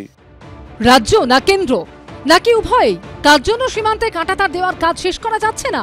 এই নিয়ে তৃণমূল বিজেপির অন্তহীন তরজা চলছেই। দেশ ভাগ করার সময় তো আমরা ছিলাম না, মমতা বন্দ্যোপাধ্যায় পূর্বপুরুষরা ছিলেন, কংগ্রেস ছিলেন। এমনভাবে দেশ ভাগ করেছে, একটা বাড়ির রান্নাঘর ওপারে। কিন্তু আমাদের সরকারের পার্থক্য হচ্ছে, ওই হারিপুকুর গ্রামে গিয়েও আমি স্বচ্ছ ভারতের লোগোওয়ালা বাথরুম দেখেছি, নরেন্দ্র মোদীর দেওয়া বাথরুম। এটাই হচ্ছে পার্থক্য। কিন্তু এই বর্ডারে, এই ধরনের পোরাস বর্ডারে কারো পক্ষেই কি ফেন্সিং ছাড়া, ফেন্সিং কেটে ঢুকে যাচ্ছে অনেক দিন। এরপরে তো মনে হচ্ছে ইসরায়েলের মতো ইলেকট্রিক শক দেওয়া ফেন্সিং বানাতে হবে ভারতবর্ষ। যেই জায়গায় রাজ্য সরকার জমি দিয়েছে, তারপরেও সেখানে কেন এতদিন কাঁটাতার লাগানো হয়নি, সেই প্রশ্ন তো উঠবেই। আর দ্বিতীয় কথা, বর্ডারের অনুপ্রবেশ তো আসাম দিয়েও হচ্ছে, ত্রিপুরা দিয়েও হচ্ছে। সেখানে তো ডাবল ইঞ্জিনের সরকার রয়েছে, সেখানে জমির সমস্যাটা কে রেখেছে, সেখানে বাধা কে দিয়েছে? আসলে নিজেদের স্বরাষ্ট্র দপ্তর অপদার্থ অমিত শাহ চালাতে পারছেন না, বিএসএফ তাকে কন্ট্রোল করতে পারছেন না। এই ব্যর্থতার দায় বিজেপি কেন্দ্রীয় নেতৃত্ব অমিত শাহ। সীমান্তবর্তী এলাকার বাসিন্দাদের একাংশের অভিযোগ, বর্ডার গার্ড বাংলাদেশের আপত্তিতেও কিছু কিছু জায়গায় কাঁটাতার লাগানো যায়নি। আর তাই এই প্রশ্ন ওঠে, সীমান্তে সব জায়গায় কাঁটাতার থাকলে বাংলাদেশের আপত্তি কিসের? সন্দীপ সরকারের রিপোর্ট, এবিপি আনন্দ। দেখুন, কথায় বলে আপনি আচরি ধর্ম পরের শিখাও। স্বরূপ রগনের ঘটনা তো রোজ দেখাচ্ছি, কিন্তু আজ একেবারে নথি দেখিয়ে তৃণমূল কংগ্রেস দাবি করেছে যে স্থানীয় পঞ্চায়েত বিজেপি সদস্য সুভাষচন্দ্র মণ্ডল, প্রতিবেদনে আপনারা দেখলেন, তিনি নাকি ভারত এবং বাংলাদেশ দুদেশের ভোটার, অর্থাৎ দুদেশের ভোটার তালিকাতেই সুভাষবাবুর নাম আছে। গতকাল অরূপ চক্রবর্তী এই স্টুডিওতে বসে বলছিলেন যে উত্তর 24 পরগনার এক বিধায়কের নামেও মারাত্মক অভিযোগ আছে ইত্যাদি। অরূপ বলছিল যে বিজেপি বিধায়ক স্বপন মজুমদার নাকি আসলে বাংলাদেশের গোপালগঞ্জের বাসিন্দা ছিলেন। আমি বলছি এই অভিযোগগুলো যদি সত্যি হয় মারাত্মক রাজস্বী, কিন্তু সত্যি নয় এটা প্রমাণ করার দায়ও কিন্তু বিজেপির ওপরই বর্তায়। সুমনদা, প্রথমে শুভ সন্ধ্যা সকলকে। অনিচ্ছাকৃতভাবেও কিছু ডেটা বা তথ্য নিয়ে আলোচনা সেই করতেই হবে, এবং বিশ্বনাথদার ভাষায় সেখানে সেই মেজরিটি মাইনরিটি আসবে। আমি জাস্ট কয়েকটা তথ্য দিচ্ছি। 1951-এর সেন্সাস মাইনরিটি পপুলেশন পার্সেন্টেজ হচ্ছে 19%। তারপরেরগুলো যাচ্ছি না, বেশ কয়েকটা বছর পেরিয়ে গেলাম। 1991 সেন্সাস মাইনরিটি পপুলেশন হচ্ছে 19.5%। অর্থাৎ 1951 থেকে 1991 40 বছর পেরিয়ে গেল, 19 থেকে 19.5 হলো। সোজা চলে যাচ্ছি এরপর, তারপরে 10 বছরে 2001 সালের সেন্সাস মাইনরিটি পপুলেশন এক ধাক্কায় 10 বছরে 25.2% মাইনরিটি পপুলেশন। 2011 সেন্সাসে 28% হচ্ছে মাইনরিটি পপুলেশন। 1971 অপারেশন সার্চলাইটের পর আনুমানিক 1.5 কোটি পূর্ববঙ্গ থেকে মানুষ আসেন ভারতবর্ষে, এই নিয়ে কোনো সন্দেহ নেই, এবং মেজরিটি তার মধ্যে হচ্ছেন হিন্দু জনসংখ্যা। অর্থাৎ একটা ম্যাসিভ হিন্দু ইনফ্লাক্স পশ্চিমবঙ্গের মধ্যে ঢুকে গেল। তাহলে সিম্পল স্ট্যাটিস্টিক শুভময়দা আছেন, বলতে পারবেন যেখানে হিন্দু জনসংখ্যা যখন বেড়ে যাচ্ছে, তাহলে সেই অংশে মাইনরিটি পপুলেশন পার্সেন্টেজ হিসেব মতন কমে আসার কথা। আমি অপর দিকে চলে যাচ্ছি বাংলাদেশের পূর্ব পাকিস্তান তৎকালীন খুলনা জেলাতে, যেখানে দাঁড়িয়ে হচ্ছে আপনার 55% হিন্দু পপুলেশন এবং 45% মুসলিম পপুলেশন। পোস্ট পার্টিশন ইস্ট পাকিস্তানে আজকে দাঁড়িয়ে সেই খুলনাতে হচ্ছে 20% হিন্দু পপুলেশন এবং 80% মুসলিম পপুলেশন। অর্থাৎ একমাত্র হিন্দু মেজরিটি, মানে অন্য আরেকটি হিন্দু মেজরিটি জেলার মধ্যে পুরো হিন্দু সেই ইনফ্লাক্সটা ভারতবর্ষে চলে এসেছে। তাহলে পরে, এবং তার কন্ট্রারি মুর্শিদাবাদ, যেটা দাঁড়িয়েছিল 52% মাইনরিটি এবং 48% হিন্দু পপুলেশন 1951-এর সেন্সাসে, সেটা আজকে দাঁড়াচ্ছে 70% মাইনরিটি এবং 30% হচ্ছে হিন্দু পপুলেশন। তাহলে পরে একদিকে খুলনায়, যেখানে হিন্দু মেজরিটি ডিস্ট্রিক্টে হিন্দু কমে গেল, মুসলিম বেড়ে গেল। আবার ভারতবর্ষেও ঠিক একই জায়গায় মুসলিম মেজরিটি ডিস্ট্রিক্টে সম্পূর্ণ মুসলিম বেড়ে গেল এবং হিন্দু পুরো ইরাডিকেট হয়ে যাচ্ছে। এই তথ্য যদি থাকে তাহলে কত সংখ্যক মুসলিম অবৈধ অনুপ্রবেশ ভারতবর্ষে ঘটেছে যে আজকে মাইনরিটি পপুলেশন 19% থেকে 2011 সালের সেন্সাসে 28%, যেখানে ভারতবর্ষের অ্যাভারেজ প্রত্যেকটা রাজ্যে মুসলিম পপুলেশন পার্সেন্টেজ গ্রোথ হচ্ছে 0.8%। 1991 এর সেন্সাসের পরে 2001 থেকে গোটা ভারতবর্ষে 0.8 আছে, কিন্তু ভারতবর্ষে আসামে সেটা 1.8 হয়ে গেল। এই তথ্য এই ডেটা দিয়ে যদি আমাদেরকে এখন বলতে হয় তাহলে সেখানে সাম্প্রদায়িকতার কথা বলবেই, কিন্তু এটা সমস্যা। কিন্তু যে কথা আমরা আগে বলেছি 26% জমি নিয়ে 23% মানুষ আলাদা যখন হয়ে গেছে তখন তাদের সমস্যার কথা ভারতবর্ষের ভাবার কথা নয়। বন্ধুত্বের ক্ষেত্রে আমরা সাহায্য অবশ্যই করতে পারি, আমরা চাল ডাল তেল নুন পাঠাই, তাতে বিভিন্ন দেশ আটা পায়, খেয়ে পড়ে বাঁচে। আমাদের সময় এক সময় ওটা ভারতবর্ষই ছিল, সেই বসুধৈব কুটুম্বকমে আমরা অবশ্যই বিশ্বাস করব। কিন্তু আমি বলছি রাজস্বীর ফিগারে এক হচ্ছে, তুমি যদি বলতে আগে থেকে আমি ফিগার রেডি রাখতাম, কিন্তু দুটো ফ্যালাসি আছে। এক হচ্ছে ও জাম্পগুলো তোখানেই রিপিটে দেখে নেবেন, সেইখানেই জাম্পগুলো দিল রাজস্বী, যেখানে মাইনরিটির জনসংখ্যার পার্সেন্টেজ কমেছে সেইগুলো ও ঠিক সেইগুলো ডেটাগুলোই বললো যে বছরগুলোতে কখনো 10, কখনো 11, কখনো 12 বছরের গ্যাপটা দিল যেখানে মাইনরিটি পপুলেশন বেড়েছে, কমেছে যেটায় ও কিন্তু সেটাই গেল না, 1 নম্বর। 2 নম্বর হচ্ছে যে 71টা তুমি যেভাবে ব্যাখ্যা করলে এটাও তো পাশাপাশি বলতে হবে যে 1971 সালে স্বাধীন বাংলাদেশ প্রতিষ্ঠিত হওয়ার পর এই যে বিপুল সংখ্যক আমাদের ওই দেশ থেকে মানুষ এসেছিলেন তাদের মধ্যে প্রায় 85% থেকে 95% তারা ফেরত চলে গেছিল, সরকারি ডেটা বলছে, তারা এখানে থেকে যাননি, কিন্তু এটাও তো পাশাপাশি বলতে হবে। হ্যাঁ, তাহলে তাহলে তাহলে অবৈধ অনুপ্রবেশটা তাহলে কোন ধর্মের ভিত্তিতে ঢুকেছে এটা পরিষ্কার ডেটা বলে দিচ্ছে। কোন জাদু বলে 19% আজকে 28% হয়েছে? আপনি ইয়ার ওয়াইজ যে গ্রোথ পার্সেন্টেজ আছে আপনি শুধু সেটা বলুন। গোটা ভারতবর্ষে কোথাও 1.8 হয়নি। একেবারে রাজস্বী যে তথ্য দিচ্ছে এই তথ্যের মধ্যে কিন্তু ভুল নেই যে একটি সংখ্যালঘুদের পার্সেন্টেজ এখানে বেড়েছে, এই নিয়ে আলোচনা করতে হবে এবং একটি হিন্দু রাষ্ট্রবাদী দল হিসেবে তারা তাদের বক্তব্য রাখবে। কিন্তু একই সঙ্গে যেটা বলতে হবে যে 2005 সালে মমতা বন্দ্যোপাধ্যায় যখন এই 1 কোটির বক্তব্য রাখছেন তখন মমতা বন্দ্যোপাধ্যায় এনডিএ জোটের মধ্যেই ছিলেন, এটা একটু মনে করিয়ে দেওয়া দরকার। আমি আরেকটা কথা বলবো, সেটা হচ্ছে যে হিন্দু শরণার্থী যারা আসছেন, আমাদের তো যাদবপুর, অশোকনগর এই জায়গাগুলোয় তো মানুষ এসেছেন, আমরা তাদের আশ্রয় দিয়েছি সবাই মিলে। সুতরাং আজকের দিনে এটাও কিন্তু দেখতে হবে মতুয়াদের মতো হিন্দু সম্প্রদায়ভুক্ত মানুষ যেন, তাদেরও তো অনশনে বসতে হয়েছে, রাজনৈতিক আলোচনা আছে এর মধ্যে, কিন্তু এই ভয় যেন তাদের মনেও না ঢোকে।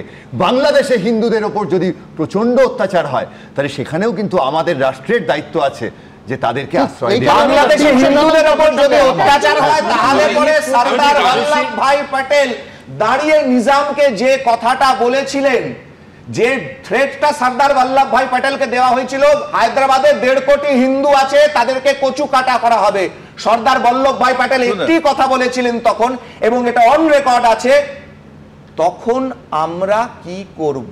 এই একটা সেন্টেন্সই সর্দার প্যাটেল। শুনুন, আমি জাস্ট ভারতবর্ষের আবার এই কথাটা বলা। রাজস্বীকে বলবো যে মনটাকে ওপেন রেখে আরেকটা তোমরা ভাবো, সেটা ডেফিনেটলি বাংলাদেশ থেকে অবশ্যই সংখ্যালঘু মুসলিমরা এসছে, কিন্তু আমি কিন্তু ফিল্ড ওয়ার্কের কাজ করতে গিয়ে দেখেছি উত্তরপ্রদেশ থেকেও যেমন এসছে, কাশ্মীর থেকেও মুসলমানরা এসছে, বিহার থেকেও মুসলমানরা এসছে, মানে রেস্ট অফ দ্য ইন্ডিয়া, মানে ভারতবর্ষের বাকি অঞ্চল থেকেও কিন্তু মুসলমানরা বিভিন্ন জায়গায় এসছে, বিভিন্ন রাজ্যের বিভিন্ন প্রান্তে বাস করেন, মানে সবটাই বাংলাদেশ থেকে এসছে যদি আমি ধরে নিই। আমি বলবো যে কেন বিশ্বনাথদা, কাশ্মীর কেন জান্নাতের জায়গা, যেখানে আমি ইতিহাস থেকে একেবারে বর্তমানে ফিরবো। আপনারা কি বলেছেন, প্রচুর মন্তব্য এই নিয়ে জমা হয়ে গেছে। দ্রুত একটা নিয়ে নেব। সুব্রত পাল তিনি লিখছেন, অবৈধ অনুপ্রবেশকারীদের সুবিধে দেওয়ার অর্থ রাজ্যের অর্থনৈতিক ব্যবস্থাকে পঙ্গু করা। পরের মন্তব্য করছেন সমর ভৌমিক, তিনি লিখছেন, বাংলাদেশিরা এতদিন আমাদের রাজ্যে ছিল কি করে, সেটাই আসল প্রশ্ন। ভূপতি নস্কর লিখছেন, দেশের বা রাজ্যের নাগরিক নয় অথচ সরকারি প্রকল্পের সুবিধে পাচ্ছে, এটা সত্যি হাস্যকর। শেখ শামীম লিখছেন, অনুপ্রবেশকারীরা স্বেচ্ছায় ফিরে যাচ্ছে, এটা এসআইআর এর সাফল্যের প্রথম ধাপ।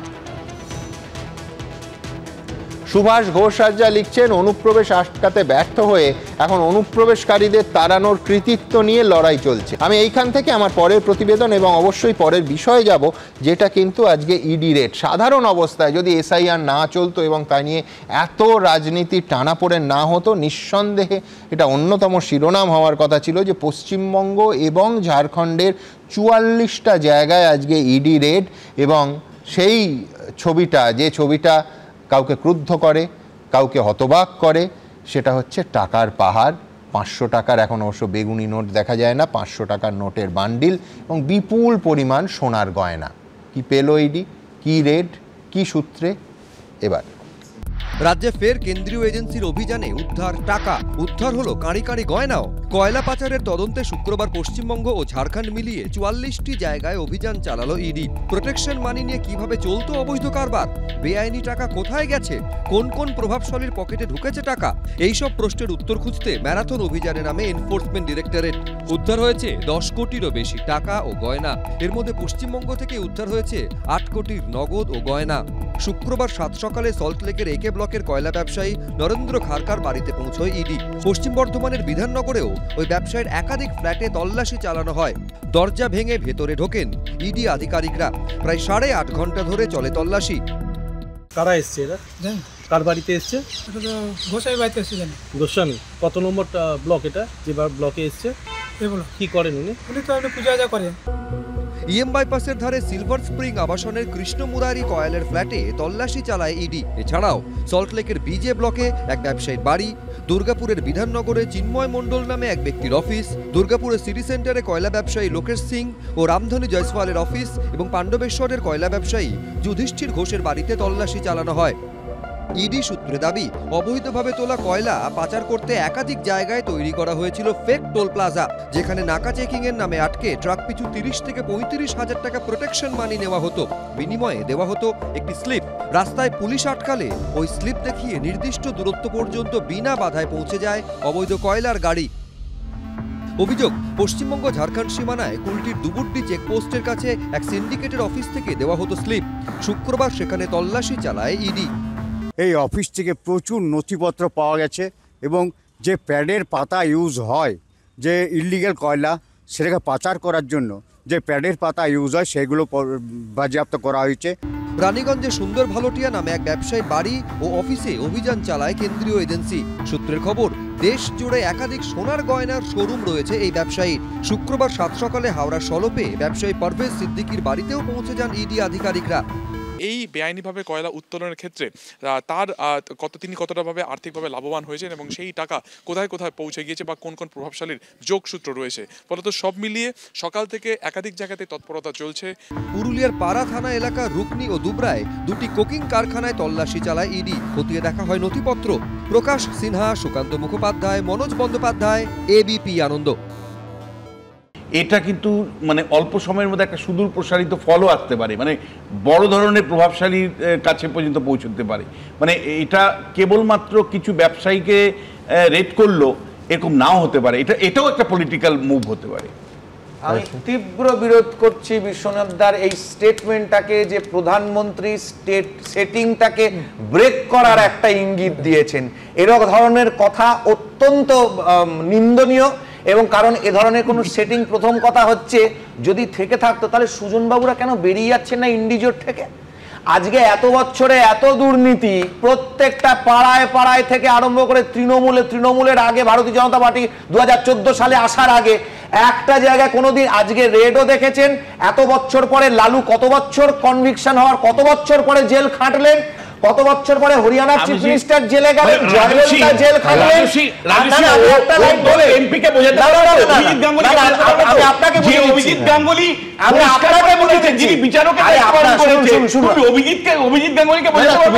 আমি বলছি এজেন্সির সক্রিয়তা নিয়ে হলপ করো না রাজস্বী, মানে আমি বলছি তোমারই বিড়ম্বনা বাড়বে। বলছি বিশ্বনাথ দা একদিনকে এবিপি আনন্দেরই একটি আলোচনায় হঠাৎ করে আমাকে বলেছিলেন, নিশ্চয়ই আর্কাইভ দেখলে বোঝা যাবে, ব্রাত্য বসুর সিনেমা আমরা গোয়াতে চালাতে দিইনি, তখনও আমি একটাই প্রশ্ন করেছিলাম বিশ্বনাথ দাকে, বিশ্বনাথ দা এ কেমন তার সেটিং বিশ্বনাথ দা, যে এত সবাই ছাড়া পেয়ে যাচ্ছে আর একটা সিনেমা ব্রাত্য বসুর কাছে এই সেটিং এর মাধ্যমে গোয়াতে চালাতে পারলো না, এরকম সেটিং বিশ্বনাথ দা নিজেই বলেন এটা সিনেমা অফ স্ক্রিন আর অন স্ক্রিনের বিষয় নয়।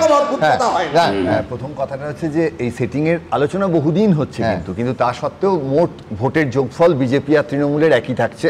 সুতরাং সাধারণ মানুষের কাছে রাজনৈতিকভাবে সেটা কনভিন্সিং হলে কিন্তু সিপিএম কংগ্রেসের ভোট বাড়তো, এখনো হয়নি। সোমাদা, এটা তো ফ্যাক্ট যে এজেন্সির তদন্তের সক্রিয়তা নিয়ে, তার গতি নিয়ে শ্রমিক ভট্টাচার্য, তার আগে দিলীপ ঘোষ, অভিজিৎ গাঙ্গুলি এবং শুভেন্দু অধিকারী কে উষ্ণ প্রকাশ করেননি। বিজেপি বলবে তা নয়, তৃণমূলে বলি যে সেটিং তো এক হাতে হবে না, দু হাত ছাড়া তালি বাজবে কি করে? আমি বলছি যে বহু ঘটনা তো দেখলাম, সিবিআই, ইডি, এনআইএ, কত কিছু হলো, আজকের তারিখ পর্যন্ত কোনো মামলায় কাউকে কনভিক্ট করা গেছে? তারিখ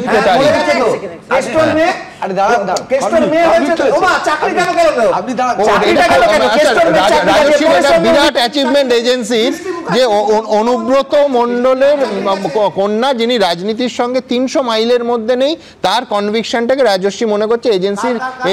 তুমি যার কথা বললে অধিকারীর মেয়ের কথা তো বললাম না, তুমি অনুব্রত মণ্ডলের, আমি তিনজনের কথা বলছি, কেষ্টর মেয়ে, পরেশের মেয়ে এবং মমতা বন্দ্যোপাধ্যায় ভাইজি। সারনেমটা ব্যবহার করো, শুনতে ভালো লাগবে। হ্যাঁ, তো আমি বলছি যে অনুব্রত মণ্ডল, পরেশ অধিকারী, তাদের কন্যারা এজেন্সির, মানে আমি জানি না, এই কেসের ডিটেলস আমার কাছে নেই, এইগুলো এজেন্সির সক্রিয়তা এবং সাফল্যের উদাহরণ। এ ভয়ঙ্কর। আমি বলছি এজেন্সির কর্তারা, আমি আশা করবো এই অনুষ্ঠান দেখছেন না, খুব দুঃখ পাবেন। মামলাগুলো যে কোনো জায়গাতেই কোনো ফ্রুটফুল কিছু হচ্ছে না, এটা তো সবাই দেখেছে। আমি আপনাকে বলছি, সারদা মামলা থেকে শুরু করে সারদা থেকে এখনো ফাইনাল ফর্মে চার্জশিটই সাবমিট করতে পারিনি। সুতরাং এই এজেন্সি একটা পলিটিক্যাল প্রেসারের কাছে নাকি করছে না, করছে না। না না, আমি আপনাকে বলছি এই মামলা একটাই, সেটা হচ্ছে মমতা এই মামলা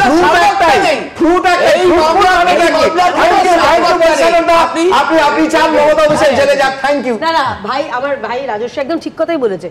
বৈষ্ণব তো কি চাইছেন যে সারদা মামলার যে তদন্ত, মমতা বন্দ্যোপাধ্যায় এবং যারা রয়েছে তারা কি সারদা মামলায় তারা কনভিক্টেড, ইতিমধ্যে অ্যাকিউজড রয়েছেন, কনভিক্টেড হয়েছে? আমি জিজ্ঞাসা করছি, আমি অ্যাকিউজ বলছি। কে অ্যাকিউজ? কোন মামলা? কুণাল ঘোষকে জিজ্ঞেস করুন। যেটা জানেন না সেই নিয়ে কথা বলবেন না। আপনি কোন মামলা প্রমাণ করতে পারেননি। একটা মামলা যে অভিযোগ সমস্ত মিথ্যে বলেছে, সমস্ত মিথ্যে বলেছে, মিথ্যা মামলা মিথ্যা। বলছি আমি চাই না আজকে খুব দুটো অন্য অ্যাঙ্গেল রয়েছে। দেখুন, ইডি তাদের মতো তদন্ত করছে, ইডি কি করছে তাদের ব্যাপার, আমি তার দায় নেব না। রাজস্ব যেটা বললেন একদম সঠিক কথা বলেছে। আমার অন্য এরিয়া রয়েছে, সুজন বাবু বললেন না, দেখুন আমরা দুটি ভাই শিবের গাজন গাড়ি, আমরা 3টি ভাইও হতে পারে। কেরালা, তামিলনাড়ু, কর্ণাটক এবং পশ্চিমবঙ্গে এরকম সব বিরোধী বলছি, মিলে ঠিক করেছে সিবিআই শতপ্রণোদিত কোনো ওখানে মামলা রেড করতে পারবে না, ভায়া কোর্ট করতে হবে। চিন্তা করে দেখুন। বুঝলাম, কিন্তু আমি খুব মিস করলাম আজ কংগ্রেসের প্রতিনিধিকে, যিনি বলতেন যে রাহুল গান্ধী তো এটাই বলছেন যে পিনারাই বিজয়ন এবং সরাসরি প্রধানমন্ত্রীর মধ্যে কিছু হয়েছে যার ফলে সিবিআই সক্রিয় নয়। আমি বলছি দেখুন, সেটিং নিয়ে এই তত্ত্বের আমি মোটামুটি আরো 3 ঘন্টা এটা নিয়ে অনুষ্ঠান করতে পারি, কিন্তু তার তো কোনো প্রয়োজন নেই। কিন্তু এইখানে উত্তেজনা যা বাড়ছিল, কোনো দুর্ঘটনা যেন না হয় সেই আমি কামনা করছিলাম। কিন্তু আজকে যে ভয়াবহ দুর্ঘটনা দুবাইয়ের এয়ার শোতে আমরা দেখলাম, সত্যি সত্যি অত্যন্ত দুর্ভাগ্যজনক যে ভারতীয় প্রযুক্তিতে তৈরি যুদ্ধবিমান, সেই বহু বিজ্ঞাপিত তেজস ভেঙে পড়ল। শুধু তাই নয়, পাইলট প্রাণ হারালেন। পরের প্রতিবেদন।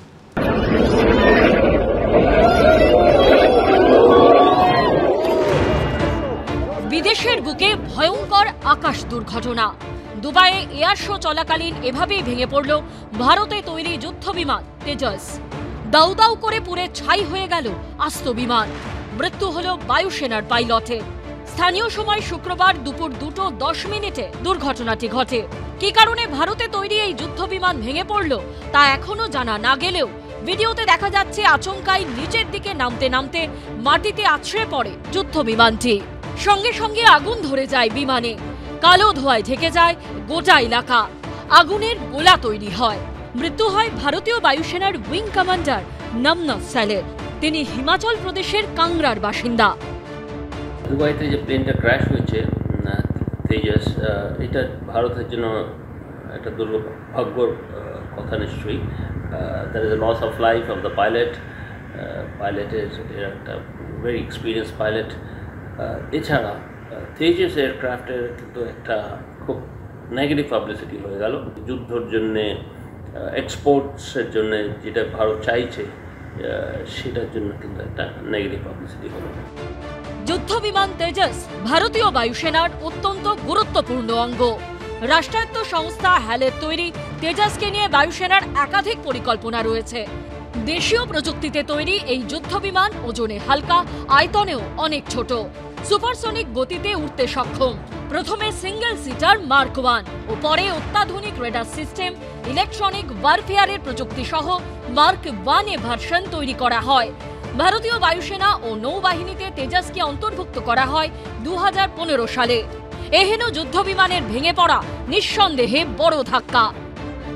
সিঙ্গেল ইঞ্জিন এয়ারক্রাফটে কি অসুবিধা, যে একটা সিঙ্গেল ইঞ্জিন যদি ডাউন হয়ে যায় আর একটা ইঞ্জিন কিন্তু সে সাপোর্ট দিতে পারছে না। কোনো কারণে যদি ইঞ্জিন সিজ হয়ে যায় সেখান থেকে কিন্তু মানে ওই অল্টিটিউডে এয়ারক্রাফট কিন্তু উপরের দিকে উঠবে না। টোটালি লস অফ কন্ট্রোল বা আপনার হাইড্রোলিক ফেলিওর অথবা ইঞ্জিন ফেলিওর যদি হয়ে যায় আর সুপারসনিক স্পিডে যাচ্ছে, সে কিন্তু ফ্রি ফল হতে বাধ্য।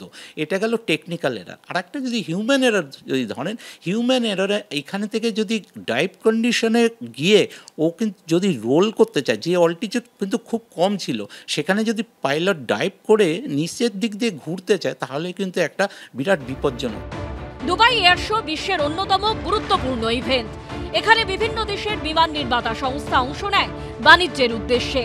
যুদ্ধ বিমান তেজস এই এয়ার শোতে অংশ নিয়েছিল, আর সেখানেই ভয়ঙ্কর ঘটনা ঘটল।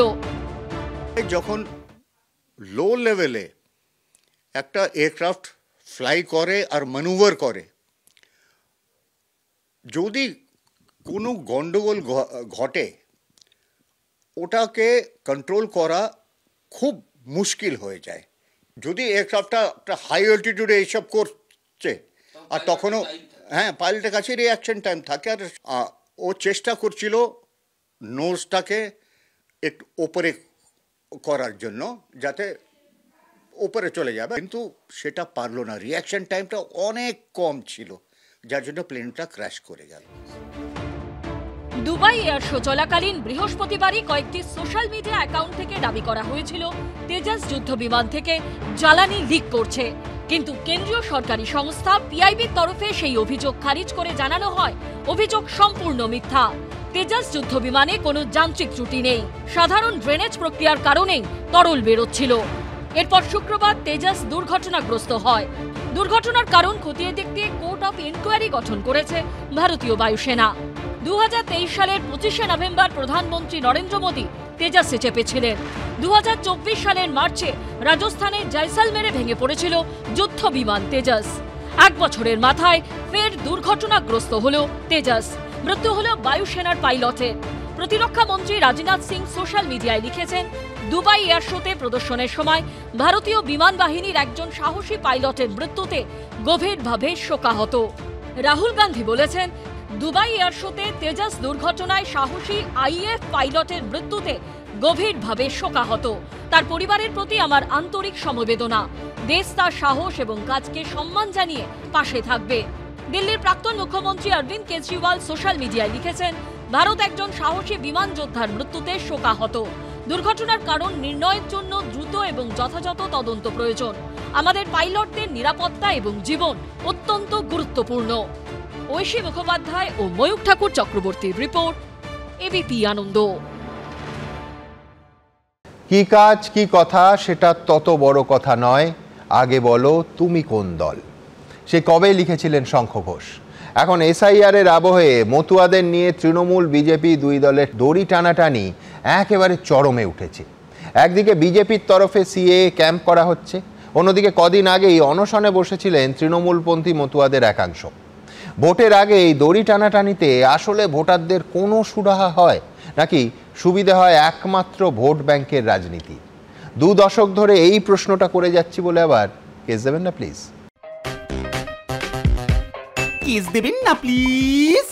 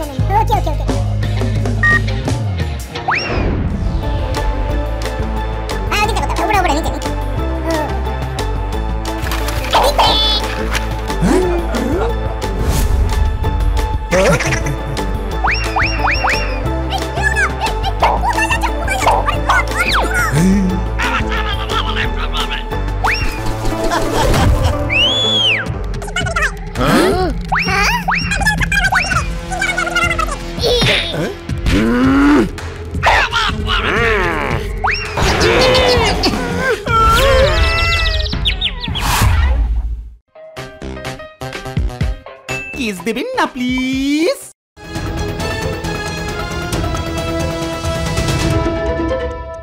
এবিপি আনন্দ, এগিয়ে থাকে, এগিয়ে রাখে।